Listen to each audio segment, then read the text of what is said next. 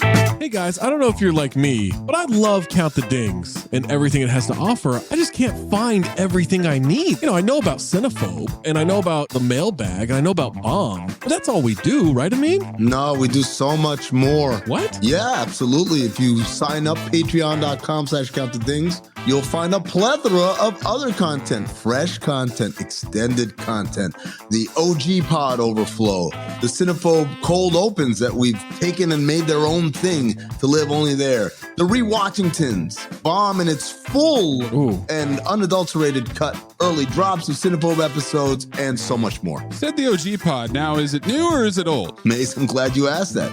It is a new incarnation of the old OG pod. Oh. So it's me, Zach, Trey, Waz, Tom. I love those guys. Just like we always were. Going back to the True Hoop days, we're recreating that magic, recapturing it, and putting it back out. We're talking hoops, we're talking pop culture, and most importantly, we're talking for 40 minutes for free, but then another specific Patreon exclusive segment for every one of those episodes. Funny enough about that OG pod, you're getting Tom and Trey on Mondays. You're getting me and Waz, aka Zosny, on Wednesdays. Amin's floating in between. I'm a floater. You never know when you're going to get Amin in those, so you got to listen to them all. And what if I'm not sure what Mayes looks like? Because I've always thought he's a fat man with a fedora. He's got a weird voice. How can I see for myself what this Mayes character actually looks like? It's crazy you don't know the answer to this because it's the Cinephobe Pod YouTube page. What? The CT5s on the Cinephobe Pod YouTube page, you can look at all of us. You can get all the OG pods on YouTube too, at Count the Dings 1 on YouTube, at Cinephobe Pod on YouTube, patreon.com/Count the Dings gets you everything all in one feed. You can link it to your Spotify. And now enjoy the show. Nerds. Listener, when it comes to horrible movies, you know that I've got you covered on Cinephobe. We've been doing it for over 250 Cinephobe years. But who do you turn to when you need smart financial decisions? If your answer is our sponsor, NerdWallet, then you're absolutely right. And if it's not, let me change your mind. The nerds at NerdWallet have spent thousands of hours researching and reviewing over 1,300 financial products, and they have the tools you need to make smarter decisions. Looking for a credit card? Go beyond the basic comparisons. Filter for the features that matter to you and read in-depth reviews. Ready to choose a high-yield savings account? Get access to exclusive deals and compare rates, bonuses, and more. House hunting? View today's top mortgage rates for your home sweet home. Make the nerds your go-to resource for smart financial decisions. Head to nerdwallet.com/learn more. NerdWallet. Finance smarter. Disclaimer, NerdWallet compare Inc. NMLS 1617539. Okay, you can do this. I know. Carvana makes it so convenient to sell your car. It's just hard to let go.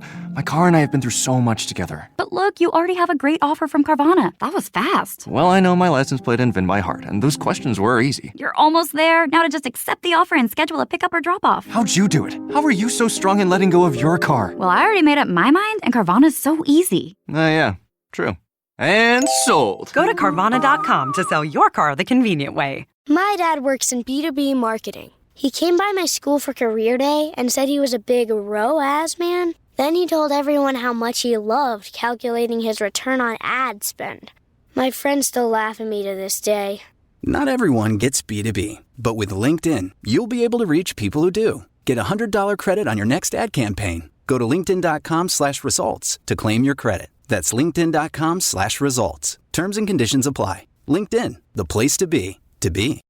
This episode is brought to you by Shopify. Upgrade your business with Shopify, home of the #1 checkout on the planet. Shop Pay boosts conversions up to 50%, meaning fewer carts going abandoned and more sales going cha-ching.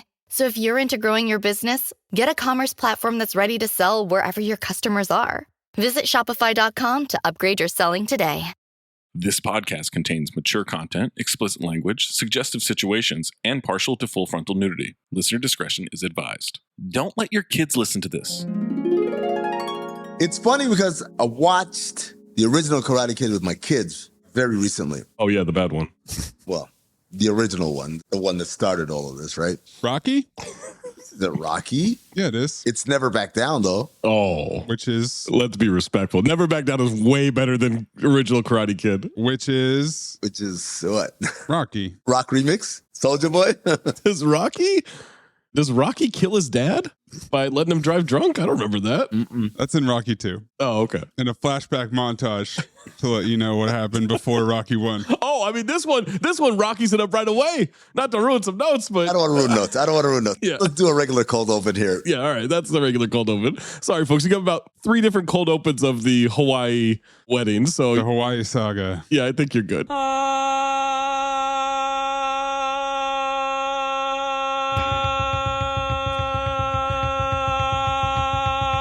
Now, you've seen how bad things can get and how quick they can get that way. Well, they can get a whole lot worse. So we're not going to fight anymore. You think this dude's going to take Ed down? MVP is going to blow Ed out of the water. He's the most valuable primate. You betray the law. I'm sorry, misogynist. Men are hoes, too. You've said hose 58 times in this episode, and I'm the misogynist?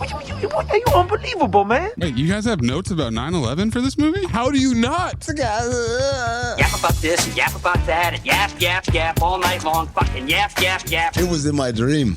That's not how I feel. It is how you feel. It was in your dream. Some of us like to be prepared. How are you not taking accountability for your mind? Because I know I'm lying. Like, I know for a fact I'm lying. You sick little bitch. It was awful. It was incredibly boring. It was long. It was stupid. It was horribly written. The acting was terrible. It was a huge piece of shit. You're a fraud. It's a phobe. So everybody just be very respectful. But he's dead now, right? So we can't make fun of him? Is he dead? No, if he's dead, we can make fun of him. He's still sick, we can't. Hold on. If he's dead, we can make fun of him. Yeah. I don't think we can. Whenever I hear numbers, my head converts them into chess moves or seats at the garden. I don't know what happened to you, man. You used to be cool, and then you got blarted. You tried to pick AIDS on me in the T-Rex episode? That's my fault for not remembering what century I was in, bitch. It's been a good run. Thanks for playing. See you at the eulogy. You want the punani? I don't require Ed to have a condom because I trust him. Anthony, you're going to be busy today, huh? Yeah, it's nothing new, chef. Host! I'm an alcohol segregationist. That thing's going to move up like R. Kelly. Salute to all the old ladies around the world. I love you. You got horses. What you need, a thoroughbred. Sometimes my emotions are just roaring like a T-Rex. That's a lot of pussy.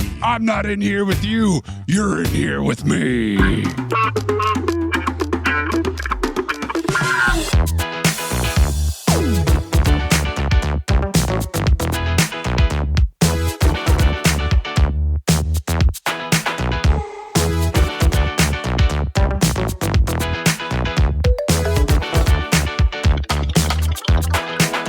Welcome to Cinephobe, the podcast. We break down the movies you're afraid to admit you love. I'm Zach Harper. That's Amin and Mayes. That's Anthony Mayes. Make sure you listen to us on Spotify, or we are going to punch you in every conceivable way that is against the rules to take away points from ourselves. But not get disqualified. It's a brilliant strategy. If it works. Keep getting points and then getting points deducted by doing something dirty. Mm-hmm. I love that strategy. Spotify is where you can vote in the poll or leave a comment, like the law-abiding citizen episode. Rec League MVP says Roy, Juju, and Ian Carmel in his Tank Top Prison Break book better watch out. Neri is coming for Best Guest on Cinephobe Award. He was pretty good. He was fantastic. He was really good. I don't like to rank our guests. I do. Okay. Ian Carmel, dead last. And then Rivers B said, I almost thought I was listening to an old podcast due to Amin talking about the draft, but then I thought about the timeline is still fucked up. Damn, the draft? Was that the WNBA draft or the NBA draft? How about that Team USA, huh?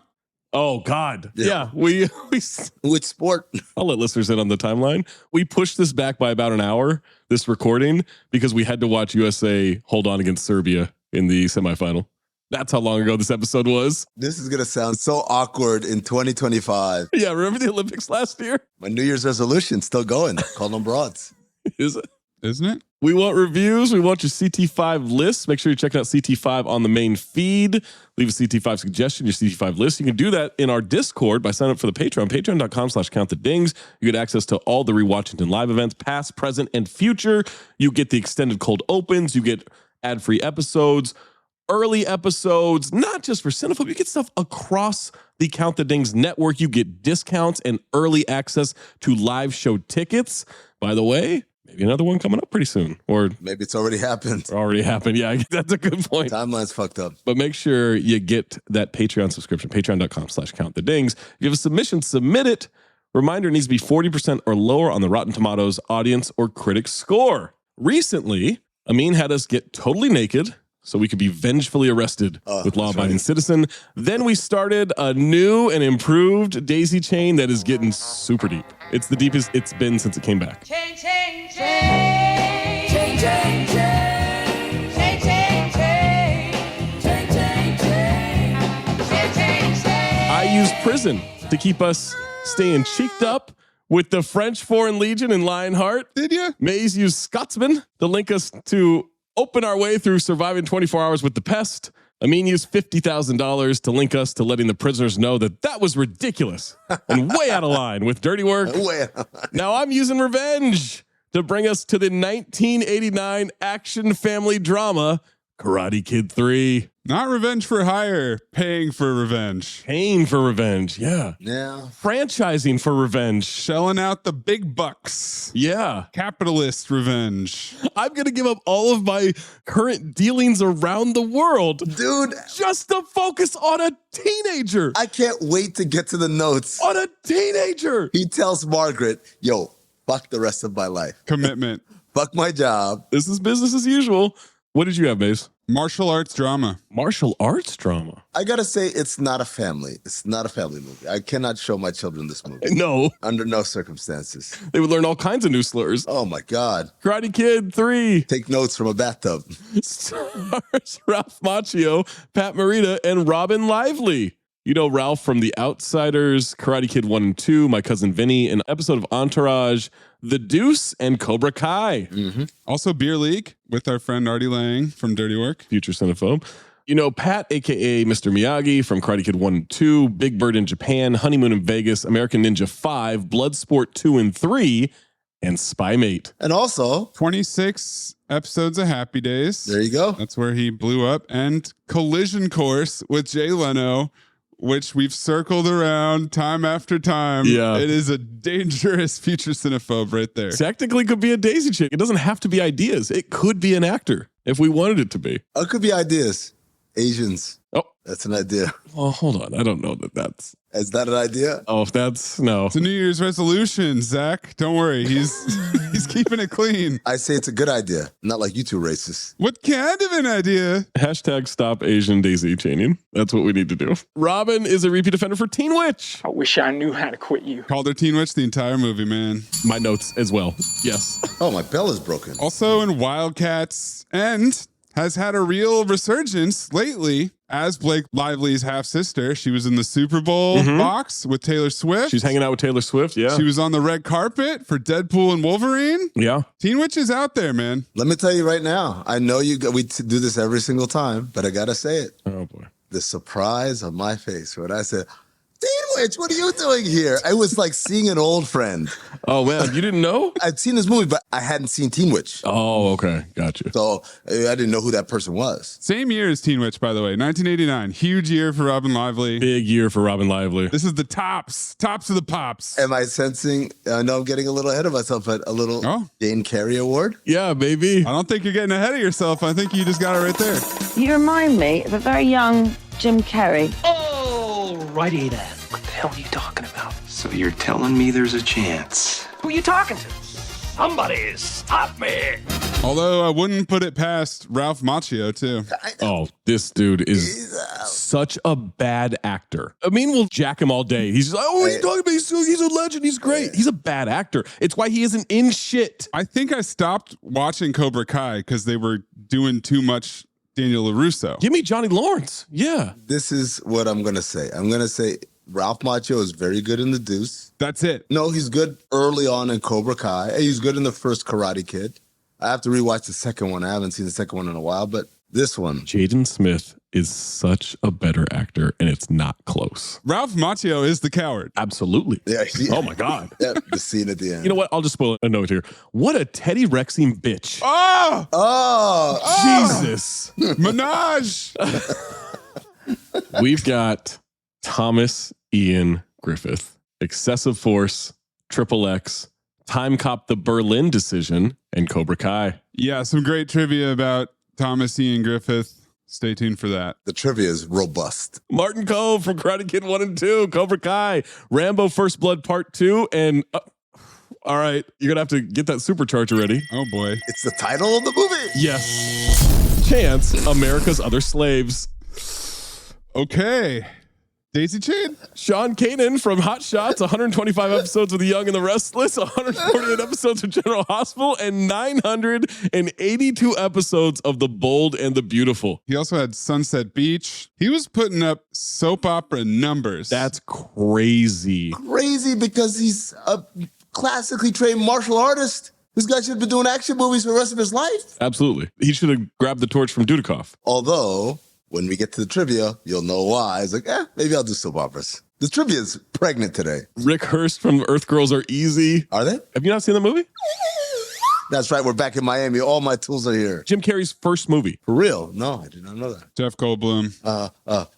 Damon Wayans? They play aliens. Earth Girls are easy. Frances Bay from Blue Velvet, Happy Gilmore, and Bay. Repeat offender for Twins. I wish I knew how to quit you. She's Grandma from Happy Gilmore. Doc Duhame, repeat offender from Last Action Hero. Scott Atkins. I know him from watching The Wrecker.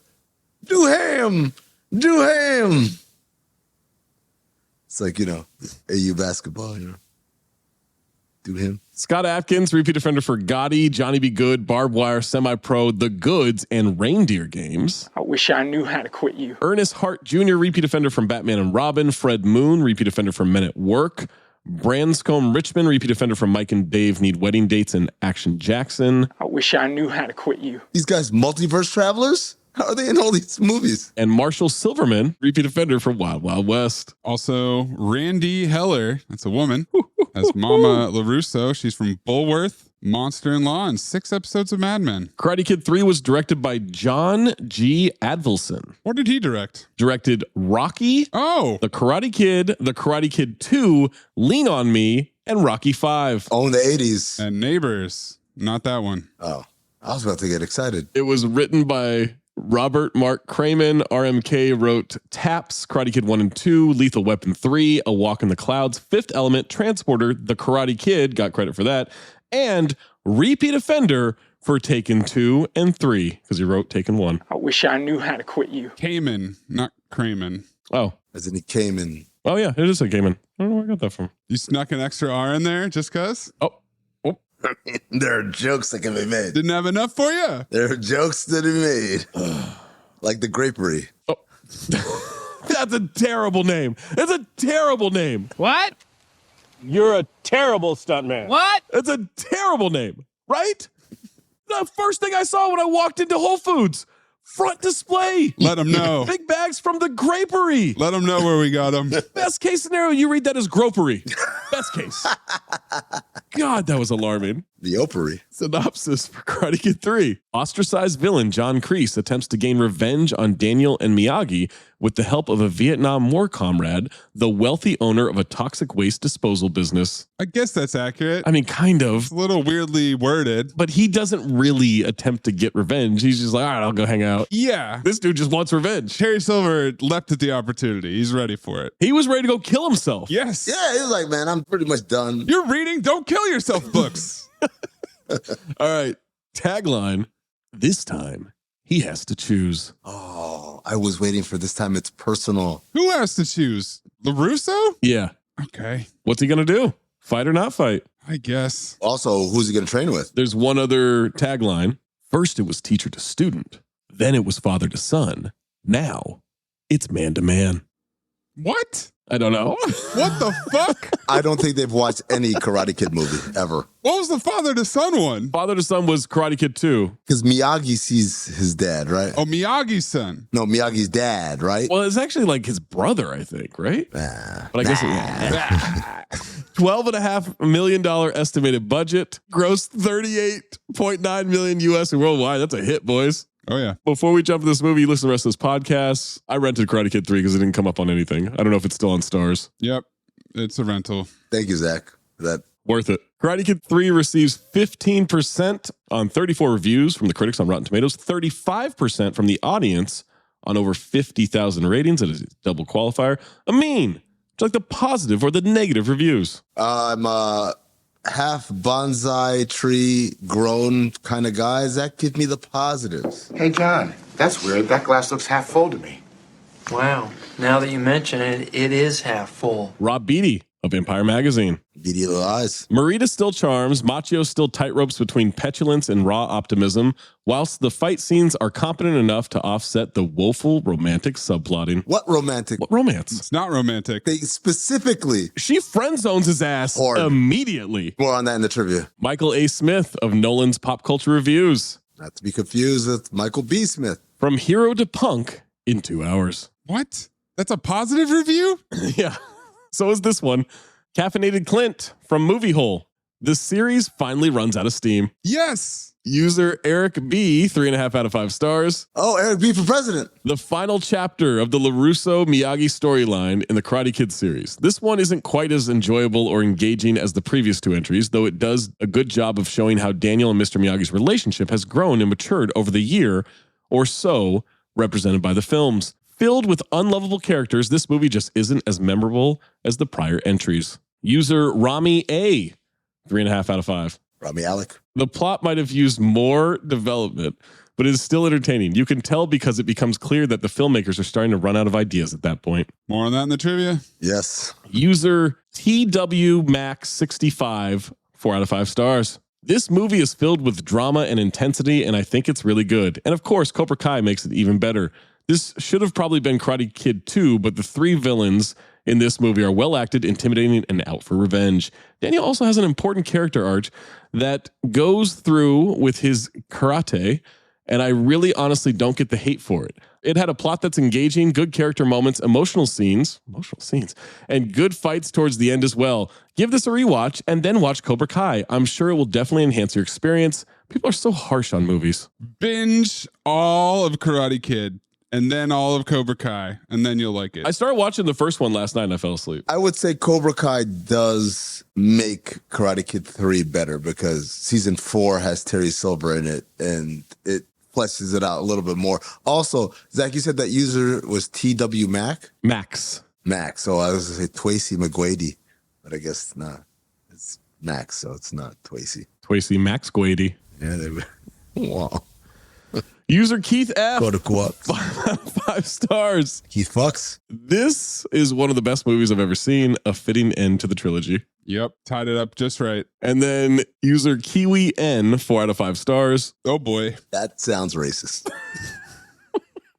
I don't know why this movie is so badly received. Mike Barnes is the best villain of the trilogy, and Terry Silver is a new type of villain that we haven't seen in this trilogy before, that being the manipulator. Kreese honestly didn't have much of a stake in the plot and wasn't that entertaining, and Jessica didn't contribute. This movie is a great end to the trilogy and doesn't deserve its rep. Hey, you leave Jessica out of that, all right? She's Teen Witch. Negative reviews. Stop being a pessimist. This tank is not half full. It's half empty. Richard Friedman of Newhouse News Service. Do the voice. Where the original Karate Kid was a fresh and charming film and the second a dud clone, the only word for this third installment is stupefying. The second wasn't a clone. Wasn't even close. Yeah, very different. It was in Japan. Yep. Okinawa. The little doll that does this thing right here. And everyone's had to do and then Dan's like, Please clip in Peter Dante from Waterboy. Desmond Ryan of Philadelphia Inquirer. Desmond Mason. The Karate Kid 3 is a brave but misguided attempt to restate the lesson through a narrative ploy that nearly always works, but here produces no more than recycling. Brave? Kevin Thomas of LA Times. Part 3, however, is not merely a disaster of the most uninspired contrivances, but is actually unsuitable for youngsters, the series' natural audience. That I agree with. Wow, I mean, with the same note too. Yes. Dave Kerr of Chicago Tribune. Nobody cares. About all that enlivens The Karate Kid Part 3 is a screamingly over-the-top performance by Thomas Ian Griffith, who plays a toxic waste magnet and karate buff who hatches a madly complex plot to humiliate Daniel and his teacher. It is very complex. Finally, somebody mentions him. Thank you. Go beat his ass. That's all you had to do. Just go beat his ass. TV Guide. Cowards. Griffith's over-the-top toxic waste king is an unbelievably sadistic type who enjoys tilting his head back to laugh maniacally every 3 minutes or so, and who is one of the few signs of life in this brain-dead movie. Yes. And then 2 more. Gary Thompson of Philadelphia Daily News. Karate Kid 3 has emerged as the frontrunner for the worst sequel of the summer. And then last one, our buddy, Cuck O'Leary of Fantastica Daily.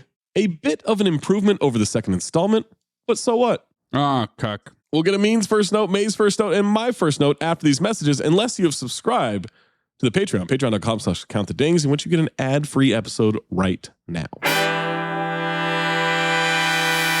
Hello, listener. Guess who's back? It's me, Anthony Mayes, your favorite butcher-turned-podcast producer, and I'm here to talk to you about ButcherBox. ButcherBox is the most convenient way to get high-quality meat and seafood that you can trust, delivered straight to your doorstep, free shipping, vacuum-sealed packaging.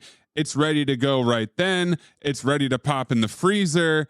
You get exclusive member deals and a variety of high-quality cuts at an amazing value. Going to the grocery store can be a huge pain. You're usually in a rush at an inconvenient time. You're waiting in line at the meat counter. You're taking a number. Maybe this place doesn't have a number. You're jostling with fellow customers. You're trying to get that ribeye that you want or that nice piece of salmon. Maybe the butcher that you're dealing with has a bad attitude or something. I don't know. That was never me, I promise. But maybe it happens. ButcherBox takes all of that out of the picture. You are always prepared with meat and seafood in the freezer, and you're not going to find quality for this price anywhere else other than ButcherBox. So sign up at butcherbox.com/dings, D-I-N-G-S, and get our special deal. ButcherBox is offering our listeners a free for a year offer plus an additional $20 off. Choose chicken breast, salmon, or ground beef free in every order for a year. That's butcherbox.com/dings, D-I-N-G-S. Hey, it's Producer Mays here to talk to you about Factor. Days can be busy. How often have you found yourself at the end of a long day thinking, I wish I had eaten better? Whether it's having trouble finding time to cook, meal prep, or you don't want to spend money on eating out, it seems like there's never enough time to get a quality meal. And that's where Factor comes in. Thanks to the menu of chef-crafted meals with options like Calorie Smart, Protein Plus, and Keto, Factor's fresh, never frozen meals are dietitian approved and ready to eat in just 2 minutes. So no matter how busy you are, you'll always have time to enjoy nutritious, great tasting meals. Make your day delicious. From breakfast to dessert, stay fueled with easy, nutritious options. And you can keep kitchen time to a minimum. No shopping, prepping, cooking, or cleaning up. It's all ready to go. And you can choose from 6 menu preferences to help you manage calories, maximize protein intake, avoid meat, or simply eat a well-balanced meal. So head to factormeals.com/CTD50 and use code CTD50 to get 50% off your first box plus 20% off your next month. That's code CTD50 at factormeals.com/CTD50 to get 50% off your first box plus 20% off your next month while your subscription is active. It's Producer Mays here to talk to you about Factor. It's summertime. You've got vacations. You've got beautiful weather to enjoy. You're always on the go. So you need Factor to help you meet your wellness goals. Thanks to a menu of chef-crafted meals with options like Calorie Smart, Protein Plus, and Keto. No matter how busy you are, you'll always have time to enjoy Factor's fresh, never frozen, nutritious, great tasting, dietitian approved meals that are ready to eat in just 2 minutes. Make your day delicious by treating yourself to restaurant quality meals featuring filet mignon, shrimp, blackened salmon.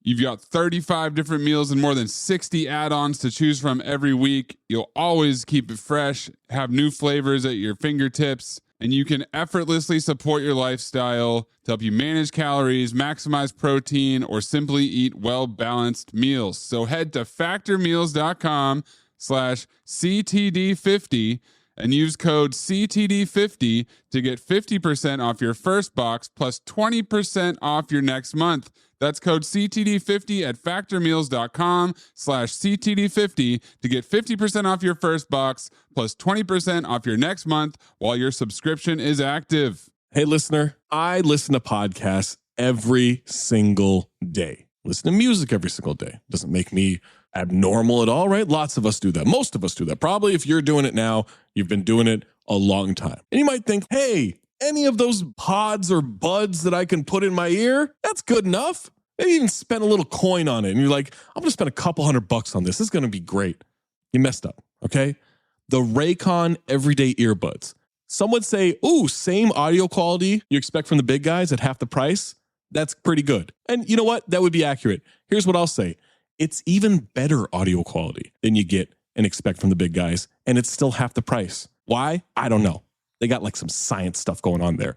But now is the time to check them out. Now is the time to pull the trigger on some Raycon Everyday Earbuds. They just launched their upgraded model of the best-selling Everyday Earbuds. With Raycon's upgraded Everyday Earbuds, you also get active ergonomic design, multi-point connectivity that let you pair with 2 devices at once, and active noise cancellation. It's incredible. The music is better. The podcasts are clearer. The battery life lasts forever. It's like 32 hours. I would not endorse this in this way if they weren't that good. I seriously don't even know where my other buds might be. I keep a pair in the car and I keep a pair in my work bag just in case I forget one, don't have the other. The absolute most comfortable ones I've ever used. If you're not convinced, Raycon offers a 30-day happiness guarantee for easy returns. So let me call you to action, listener. Go to buyraycon.com/cinephobe today to get 20 to 40% off site-wide. That's right. You'll get up to 40% off everything on Raycon's website when you go to buyraycon.com/cinephobe. That's buyraycon.com/cinephobe. Amin, what is your first note? A little silent recap position montage to kick this off. Mayes? Well, same note too on that, but also Terry Silver, welcome to the Dangerous Nights crew. Slide him right in, number 5. Nick Cage from Deadfall is out. Dennis Chavante down to OLI. That's a great call. As I detailed in the Dangerous Nights crew episode of Cinephobe Top 5, CT5, go ahead and check it out. I said you always need a rich guy to kind of bankroll all these activities. Mm-hmm. Now, a lot of the other rich guys I had on my list were criminals. Maze, I'm with you. I think this is a very smart addition because this is a guy who has legit clean money. Yeah. And is very enthusiastic. And look at that fucking slick back, dude. Yeah. That is real slick back. You know what? I'll update mine as well. Here's what I'd like you to do, though. Put Terry Silver number 2, and let's bump Antonio Banderas down to 4, and everyone else moves down. So sorry, Catherine Hahn is out. Wow, Babs is out. Oh, wow. Sammy Squint Spaghetti stays number 3. Wait. And everybody else moves down. To be clear, Zach, you're not bumping Ed. Ed's still number 1, man. Are you kidding me? You know what? Coughlin's out. Wow. Move everybody down above Catherine Hahn. I get over Apollo Creed, man. That dude is just too cool. My first note, I'm calling my shot right here. It's about to be an all-time performance. Lock Thomas Ian Griffith for Ass Off right now. Lock him in. No. Look, I like Snake too. Amin walked away and yelled no. No, Zach. I submit to both of you. This is one of the most crowded Ass Off fields we've had in quite a while. It reminds me of the game today, from last year, where, yes, Serbia, USA was tightly locked, but we knew that Steph Curry and Team USA were coming through. No. There's only like 5 people in this movie, so I don't think it can be that crowded. It's crowded. Snake, Pat Morita. Oh, it's crowded. Kreese. Don't give it away. Don't give it away. Literally everyone who's not Ralph Macchio or Teen Witch is on the board. Even Dennis is up there. Don't throw out the baby with the bathwater, baby. Why did you call me baby at the end there? I don't know. I'm workshopping it. I want to end my sentences with baby. Call people baby. CT5 liar. Hey, we need more of these recaps in movies because this reminded me of the beginning of Rocky 4. They let us watch the end of Rocky 3. By recap, do you mean the other 2 movies for about 5 minutes? Yes, I wasn't mad at it. It was a strong 5 minutes, though. We have a Rocky franchise ass previously on Karate Kid montage happening with some shakuhachi music going on. I liked it. It's a Japanese flute for you ingrates out there. For you what? Ingrates. Ingratery. I thought you said some other punctuation. We got scenes from the first Karate Kid, Cobra Kai, Fear Does Not Exist in This Dojo. In the first Karate Kid, does he pause by the picture of Kreese in the army uniform or not? I didn't get that far in my rewatch last night, but man, that Ralph Macchio is a real shithead. We're getting this exchange between Kreese and Miyagi about him jumping his boys last night. Now you get your boy on the mat, or you and I will have a major problem. Tension? Too much advantage, your dojo, name the place, tournament. Back to the first tournament. Hey, Johnny, you're a cream puff, someone yells from the crowd. Yep. Oh, same note too. Is there a more devastating insult in 1984 than cream puff? Turns out there is. Well, yeah, for a white. It ratchets up quite a bit. Sweep the leg. You have a problem with that? Time for the crane kick. Shout out to William Zabka, ass off looking alarmed when he's told to sweep the leg. Absolutely. When he's holding his face? Even though it's the first movie and it doesn't qualify. If Johnny Lawrence doesn't hesitate on that attack, he absolutely washes Danielson in that final move where he got the crane kick. Dude, he throws his head into Danielson's foot like Dolph Lundgren going through the glass in Universal Soldier. Miyagi proud of him. Now we cut to the parking lot scene. Kreese choking out child. This is the beginning of Karate Kid 2. That wasn't in the end of Karate Kid 1. The end of the first movie, you know, he's winning and he's freeze frame. I forgot how ass off Kreese was. Oh. When he snaps the trophy and shit, I was like, oh yeah, this guy's amazing. He's choking a child in a parking lot. Oh, yeah. At 7. That's what he's doing. At 7 sharp. You could see there's all types of people going to their cars. Every family at that tournament. Going about their night. They're like, you know what? It had nothing to do with us. He is so unhinged, it did not matter. It's funny TV, man. People are like, that's a tough coach over there. And then beat it, bingo, or you're next with a big time ope there from old Johnny Kreese. Beat it, ope is what I wrote. 20C bingo. Miyagi, what a badass. No Jackie Chan, though. Kreese puts his dukes up, throws a punch. Miyagi dodges. Kreese smashes a window. His hand is covered in blood. First time ever accuracy from what it would look like if you punched through glass. No one's ever bleeding from that shit. Deja vu. Does it again. The insurance is going to be a bitch. You got to fill out claims with 2 different car owners, 2 different insurance companies about that broken glass. 4 minutes into this movie, we're still watching old Karate Kid movies. It's flashback now. And then the nose honk. How embarrassing. What was on that harmonica just now? What happened there? I saw you starting to spit stuff away. It tastes a little funny. It's been a while. A honk and a wink, Zach. Time to go home. Danielson asking why he didn't murder another man in plain sight is insane. He's such an idiot. And Miyagi says, for Kreese, living is an even worse punishment than death. That's a hell of a bar. Cut the present day. Cut to Kreese walking the street in the valley just off Magnolia. Oh, man, that's got to be nearby. Looking destitute. Downtrodden, defeated, and assless. In the hotel from surviving the game? No, that's his Cobra Kai dojo. When he first walked in, I was like, okay. We're going to see Ice-T somewhere there. It definitely didn't seem like he still had a business that he was running. Or a house. But times are hard at this business. Well, Mayes, the accumulation of mail is to let us know that a lot of time has passed, right? Since he's been running his business.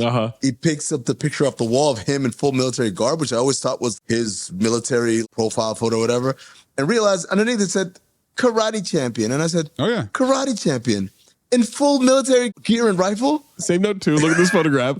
Why would it say U.S. Army and karate champion? Why? That's custom made. I could see if he was the U.S. Army karate champion, but still wouldn't he have his gi on for that picture? Not like, hey, I just came back from killing a bunch of... Oh.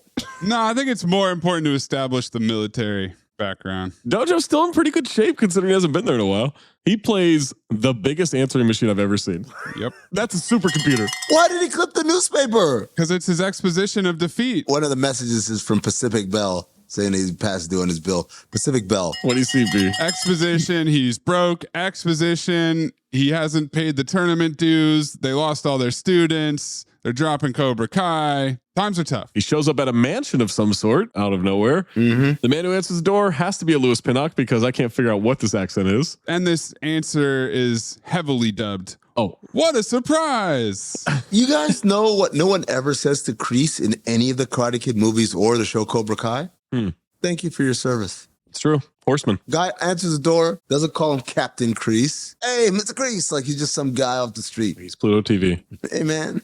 That gave his life. He's walking down a long hallway with these heavily carved columns. Pay attention to these carved panels because they use them in every part of the set. Of course. They're in the bathroom, they're outside, they're in the bedroom. It's called design, interior design, Maze. This Terry Silver theme by Bill Conti slaps. It's so good. Clip that shit.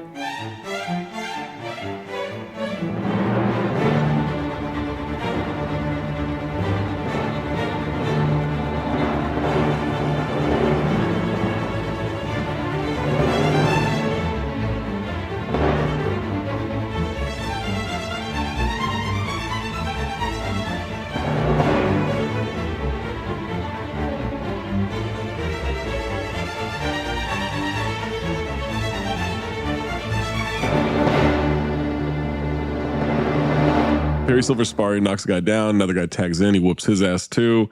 Then Kreese says, "You're telegraphing that wheel kick." Banter, but look at this photograph. Look how fucking happy Terry Silver is to see John Kreese. Yeah, he's ecstatic. This is elation. I could not stop taking pictures of Terry Silver. He's so ass off. I took a lot, but you're taking pictures of his introduction, so I think it's going to be an uphill road for you. Incredible. Love the Cobra logo on his gi. Love the chain. Love the tiny hoop earring. Johnny. Stellar. What a surprise, man. Gives him a big hug, sees the bag, asks if he's moving in. This is I give up. What? He's going to kill himself? That's what that means, right? Hands over the dojo keys, going to pay him back the rent that he owes, but Terry doesn't care about the rent. Screw the rent. He bought the dojo for Kreese. He was charging him rent, though. Of course. You can't say I bought the dojo for you, but also I'm charging you rent, bro. But now this guy's about to kill himself. You got to be like, don't worry about that rent. And then the butler interrupts. Hello, exposition. Now, Zach, you be the butler. I'll be Terry Silver. Mr. Silver? What? He fucking screams at him. And the guy says, "The plutonium deal." I love it. Plutonium? There's no greater introsposition in the world that a character is a villain. Plutonium deal. Where the money's at. 1989. Look at this. 10 years ago, nuclear was the preferred waste. You could dump it anywhere. Now everybody's a detective. Golden dumpster. I'm lucky if I make one deal a year without being indicted. Indicted? Not even sued? Indicted. This motherfucker gets a criminal charge. Grand jury. Kreese hasn't had a student in 9 months. Silver says, snap out of it. Two things here. I love the exposition that it's been 9 months because those letters weren't enough. Second of all, I love how, once again, losing in the final after dominating for years destroys the entire fabric of the business. This was driven. Yes. He says, I'm broken. I'm going nowhere. You're wrong. You're going to Tahiti now. What? Cut to the airport. TWA planes. These guys are putting the open. That word. 20C bingo. Terry's heard enough. I'm going to get them for what they did to you. They made you suffer. So I'm going to make them suffer and suffer and suffer. Mm-hmm. And when I think they've suffered enough, then I start with the pain. He's driving a brown gold convertible Rolls Royce. He's killing it. I call it copper, but yes, this is a badass car. I call it Merlot. What's a Merlot Broham? It's like an old car, right? You guys don't know what a Merlot Broham is. I thought it was a breakfast cereal. Rounders, myself. like... I'm sorry, we got It's a a regular Cadillac. Oh, Cadillac. A Brom. Broham. A Broham. Yes. Broham. You Not say Brom. I got it. Yes. Broham. Rolling. Let's pick up. And again. Action. The Merlot Broham. It's a fine car, but nothing like a Rolls Royce. Quick question for either of you. Is there anything someone could do for you in your life, up to including and surpassing, saving your life multiple times, that would cause you to say, I have the means, the resources, I will carry out this ridiculously complex plan just to make you feel better? Saving my life wouldn't even do it. That's insane. What would it have to be? I'm so lazy. I can't imagine going through with this plan. Well, Zach, you have to consider the copious amounts of cocaine that Terry Silver is undoubtedly doing. You know what? Okay, wait. All right. Off camera in every scene. I need complete silence while I get into character. Okay, I'm coked out of my mind. I have a ponytail. Yeah, all right. It wouldn't take much. I'll do it as soon as you need. Hey, man. Say no to. If I'm in the plutonium game in 1989, are you kidding me? How am I not doing cocaine? Mr. Silver, the plutonium deal. Sir, the plutonium is ready. Or plutonium? Plutonium. Kreese says, man, you don't owe me. He says, bullshit, I don't owe you. What about Vietnam? How many times did you save my ass? And Kreese says, I don't know. I lost count. Banter. Yeah. Say it. Cobra Kai never dies. Terry Silver is wearing a gold turtleneck and a leather jacket. Yes, in a convertible. An insane fit. But the top down, though. Dangerous night. Have a good trip, Captain. Kreese walks in the airport as Daniel-san and Miyagi walk out. They miss each other by like 8 feet. Ah. As Kreese is walking into the terminal, we hear the PA announcer say, the white zone is for the loading and unloading of passengers only. And Mayes, I need you to clip from Airplane. The red zone is for immediate loading and unloading of passengers only. There's no stopping in the white zone. So the white zone is for loading and unloading, and there is no stopping in the red zone. The red zone has always been for loading and unloading. There's never stopping in a white zone. Don't tell me which zone is for stopping and which zone is for loading. Listen, Betty, don't start up with your white zone shit again. There's just no stopping in a white zone. Oh, really, Vernon? Why pretend? We both know perfectly well what it is you're talking about. You want me to have an abortion. It's really the only sensible thing to do. If it's done properly, therapeutically, there's no danger involved. Daniel-san told his mother the wrong day to pick him up. They went to Japan for 9 months? Ah, smog. Smells like home, right, Mr. Miyagi? Is smog 20 CB? No. Well, we just gave up talking about it in LA. We just don't talk about it anymore. But it was big back then. I almost think it was. They wouldn't shut the fuck up about smog. Every story that had someone from the East Coast coming to LA, the first thing they had to say, oh, look at the smog. You still get it today from people who try to pretend they like living in Boston. If you mention LA, they'll mention smog right away, but that's just because they're insecure about where they live. Also, Daniel-san, why mother exposition to be written out of story? Whoa. What? The accent. What accent? Supercharge that. No, I just did the voice. I didn't do the accent. Maze. Daniel-san. Park Ope. Why mother exposition? Okay, be careful with your eye there. No, that's I'm not doing. This is not an Asian accent. I don't want to be ninja. Whoa! No, he's made his New Year's resolution. Well, my New Year's resolution was about broads, to be fair. I didn't say anything about any other affected group. I guess Asians are fair game still. All right, back to the condos in Reseda Hills. Mrs. Milo wants to know why they're in the cab she ordered, which makes sense because there are probably only 3 cabs in LA in 1989. What are you two clowns doing in my cab? It's the old lady from the beginning of the first movie. She's unkillable. Yeah, she is. She's here to deliver exposition from Daniel's mom, and then she wags her finger in Miyagi's face. Didn't I tell you that bum would sell the place? Huh? Didn't I tell you you'd be out of a job one of these days? You wouldn't listen to me. You understand? You wouldn't listen to me. You understand? Tells Daniel call his mother Collect at Uncle Louie's. That's 20 CB shit right there. And broke shit. Miyagi's going to keep Daniel's son at his house. She might be with Louie for a few months. 70-year-old man gets emphysema. This exposition is hot and heavy. The 70-year-old man with emphysema in the background, ass off, coughing for Uncle Louie. Yes, absolutely. And his enormous bell. He got the 20 CB bell is what he got. They really expositioned her the fuck up out of here, didn't they? Yeah. Dude, here's your all in a day's work. Yep. Mrs. LaRusso reminds me of, you guys know the stand-up comic Stavros? Yeah. Mm-hmm. He was doing crowd work about being a therapist on Long Island. One of those problems like, I swear they're making drywall harder, Doc. When it was soft, I could punch it and I didn't need to talk to you, but the walls are getting fucking harder. How many times are you like, yes, I understand, but black people moving into your neighborhood is not really a problem therapy can solve. He sounds like someone who would go to her therapist complaining about shit. We get the exposition that Daniel will be living with an old Japanese man and not his mother, and then the exposition that he'll start college soon. I can't believe it. Mr. College Man, quintessential East Coast parents in the 80s, setting the table of exposition. That's quintessential exposition. Registration is Tuesday. Classes start Thursday. We're not done with the exposition because Kamiko is not coming. Jesus. She got a job at a dance company in Tokyo. That's the interest from Karate Kid 2. And then Louie rings the shit out of his bell. Exposition is over. Yo, we got to get this story going, okay? We got to get moving. Miyagi walks out of the room to take a shit, or maybe he's putting stuff in his trunk. I don't know. Pensive flute music. Just seemed like he had to get out of there pretty quickly. Miyagi walks back into the shop with the final bonsai tree there. He does one last walk around like Will Smith in the last episode of Fresh Prince. This is very finale of Fresh Prince. Same note too. Man, it's all about the memories, man. Danielson has to be involved in everything because he's a nosy little bitch. Okay, this is the part where I have to ask the question because my antenna went up. Anytime Amin says he has to ask a question, it's an alarm. I have to ask it.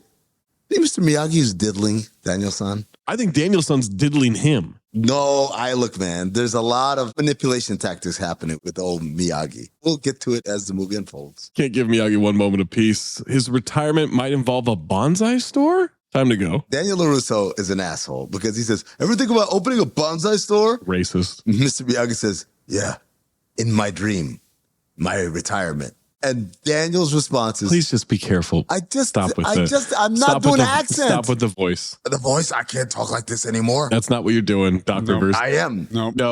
I am. If you want to make Mr. Miyagi, Doc Rivers, or Alvin Gentry, knock yourself out. Go for it. Yeah. We're doing whatever you're doing isn't working for me. Stop being Pat Morita. Mr. Miyagi says, my retirement. And Daniel says, well, what do you call this? And I said, you little motherfucker, I wanted to take my belt off and whoop his ass. Absolutely. Disrespectful little piece of shit. I can't believe Amin thinks Ralph Macchio is Oscar worthy. Watch him walk and move. He has no idea what to do with his body in the simplest of tasks. When did I ever say he was Oscar worthy? Every time I'm like, he's a shitty actor. What are you talking about? He's one of the best ever. That's what you do. I've never said he was one of the best. You start helicoptering your dick and you start saying how great he is. Like, this is just all that happens. You love Ralph Macchio. To be fair, I helicoptered my dick a lot. He grabs the wind chimes, walks out. Daniel's son doesn't think it'll be hard to have a bonsai shop. Right. Because he has no idea what the fuck he's talking about. Because he's a 17-year-old kid who hasn't even gone to community college yet. No. He doesn't know what the fuck he's doing. I'm not convinced he graduated high school. He went to Japan. For 9 months.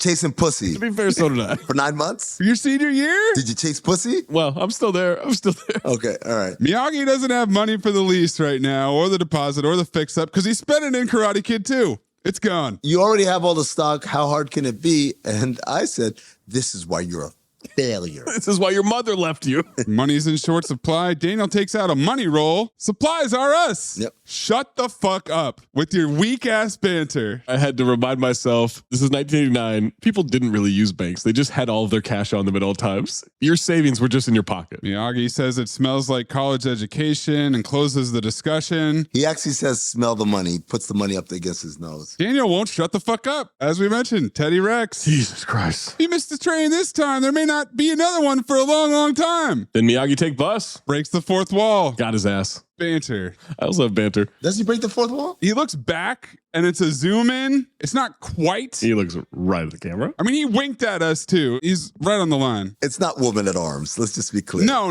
It's not, but it's not Woman at Arms. Right. Okay, it's very close. LaRusso pulls up to a 21st century real estate. That's 20th century, bitch. They don't have that anymore. I thought about it. I was like, maybe it's still there. They just don't do ads anymore. No, it's not there. Trust me. Cut to Silver's mansion on the hill. Massive cell phone, blue gem pinky ring. Revenge? Of course you want revenge. Who wouldn't? I'm going to get it for you. The day you step off the plane, you're the biggest dojo operator in the valley. This is one of my favorite things about the Karate Kid universe is this idea that dojos in the valley is the most prestigious mecca in the whole world of karate. I don't think that that's a cell phone, Maze. I think that is a wireless house phone. I don't know. It looked like a Zach Morris cell phone. The Zach Morris cell phone was a light gray, and that was pretty much the only cell phone that existed at that point. But this guy deals plutonium. That's a good point. Probably got a plutonium battery pack in the back. Crease is getting a rub and tug while Terry Silver does rails. What's my note? Pretty much. He is ready to flip over to finish this massage off. I bought 20 locations today. 20? Yours, 100%. 20? You are back, my man. Bigger and badder than ever. 20 dojos. Yeah. In the valley. Yes. Hear me out, guys. I know we've all decided that Ope is the horseman. Is there any room in our hearts for cocaine to make a run at the horseman type? Oh my God. It's cocaine. These are all coke-fueled fucking ideas, man. What's he drinking, by the way? Oh. And enough champagne to fill the Nile. Hey! Oh, champagne! Same note, too. He says, you're a sweetheart. That's great. What? Amin never calls me a sweetheart when I do something nice. You never do something nice. Oh. Buy me 20 dojos, and then we'll talk. Today, what can that cost? $8? In the valley? Who the fuck's doing karate these days? What about those two jerks? Those two jerks are taking up 100% of my time from now on. So just have patience, my friend. 100%? Just getting things rolling. You deal plutonium. This dude's big on using 100%. When I'm finished with that kid, he'll be begging me to be his teacher. And you know what he's gonna learn from me?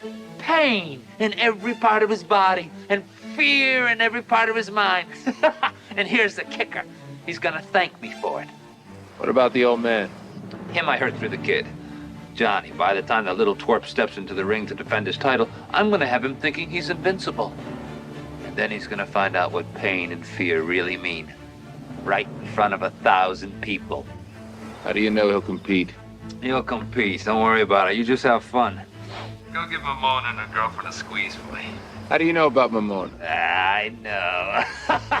He looks fucking insane. Give Mamona and her friend a squeeze for me. How do you know about Mamona? I know. And his response is, I know. I know. That's a golden fucking dumpster. Same note too. Silver asks if Kreese wants anything else. Yeah. make his knuckles bleed as he stares at his own knuckles. And then the cocaine spikes. Hey, I like that.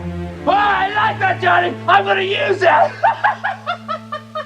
He is fucking coked out of his mind. Hey, I like that, Johnny. Hey, I like that. I'm going to use that. Oh, hey, look, it's those square panels from the columns in the hallway.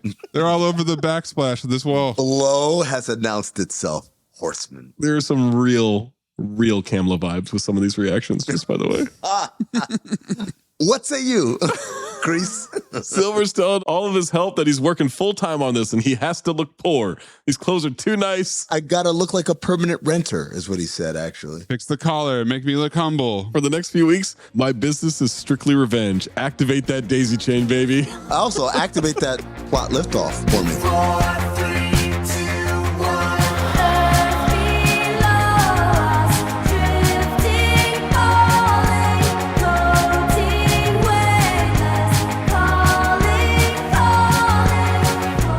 Well, no. This is plot liftoff, man. Definitely not. Terry Silver's on the case. No. I will let you know. In the 80s, rich people wanted to be driven around in cars from the 30s. Yes. That mobster car that like Al Capone used to ride in. Mm-hmm. They love that shit, rich people. I don't know why. What movie did we see that? Was that Simon Says? Simon Says you're right. The bad guy is in the back of a car. He picks the beat up blue truck for his car. He ordered magazines. His driver drives him off. Those panels are even outside. Design. That's crazy. And an extreme close-up of him lighting the cigar in the car, flipping through karate magazines as you would. I'm absolutely crying at this page in the magazine. Karate's Bad Boy. Look at this photograph.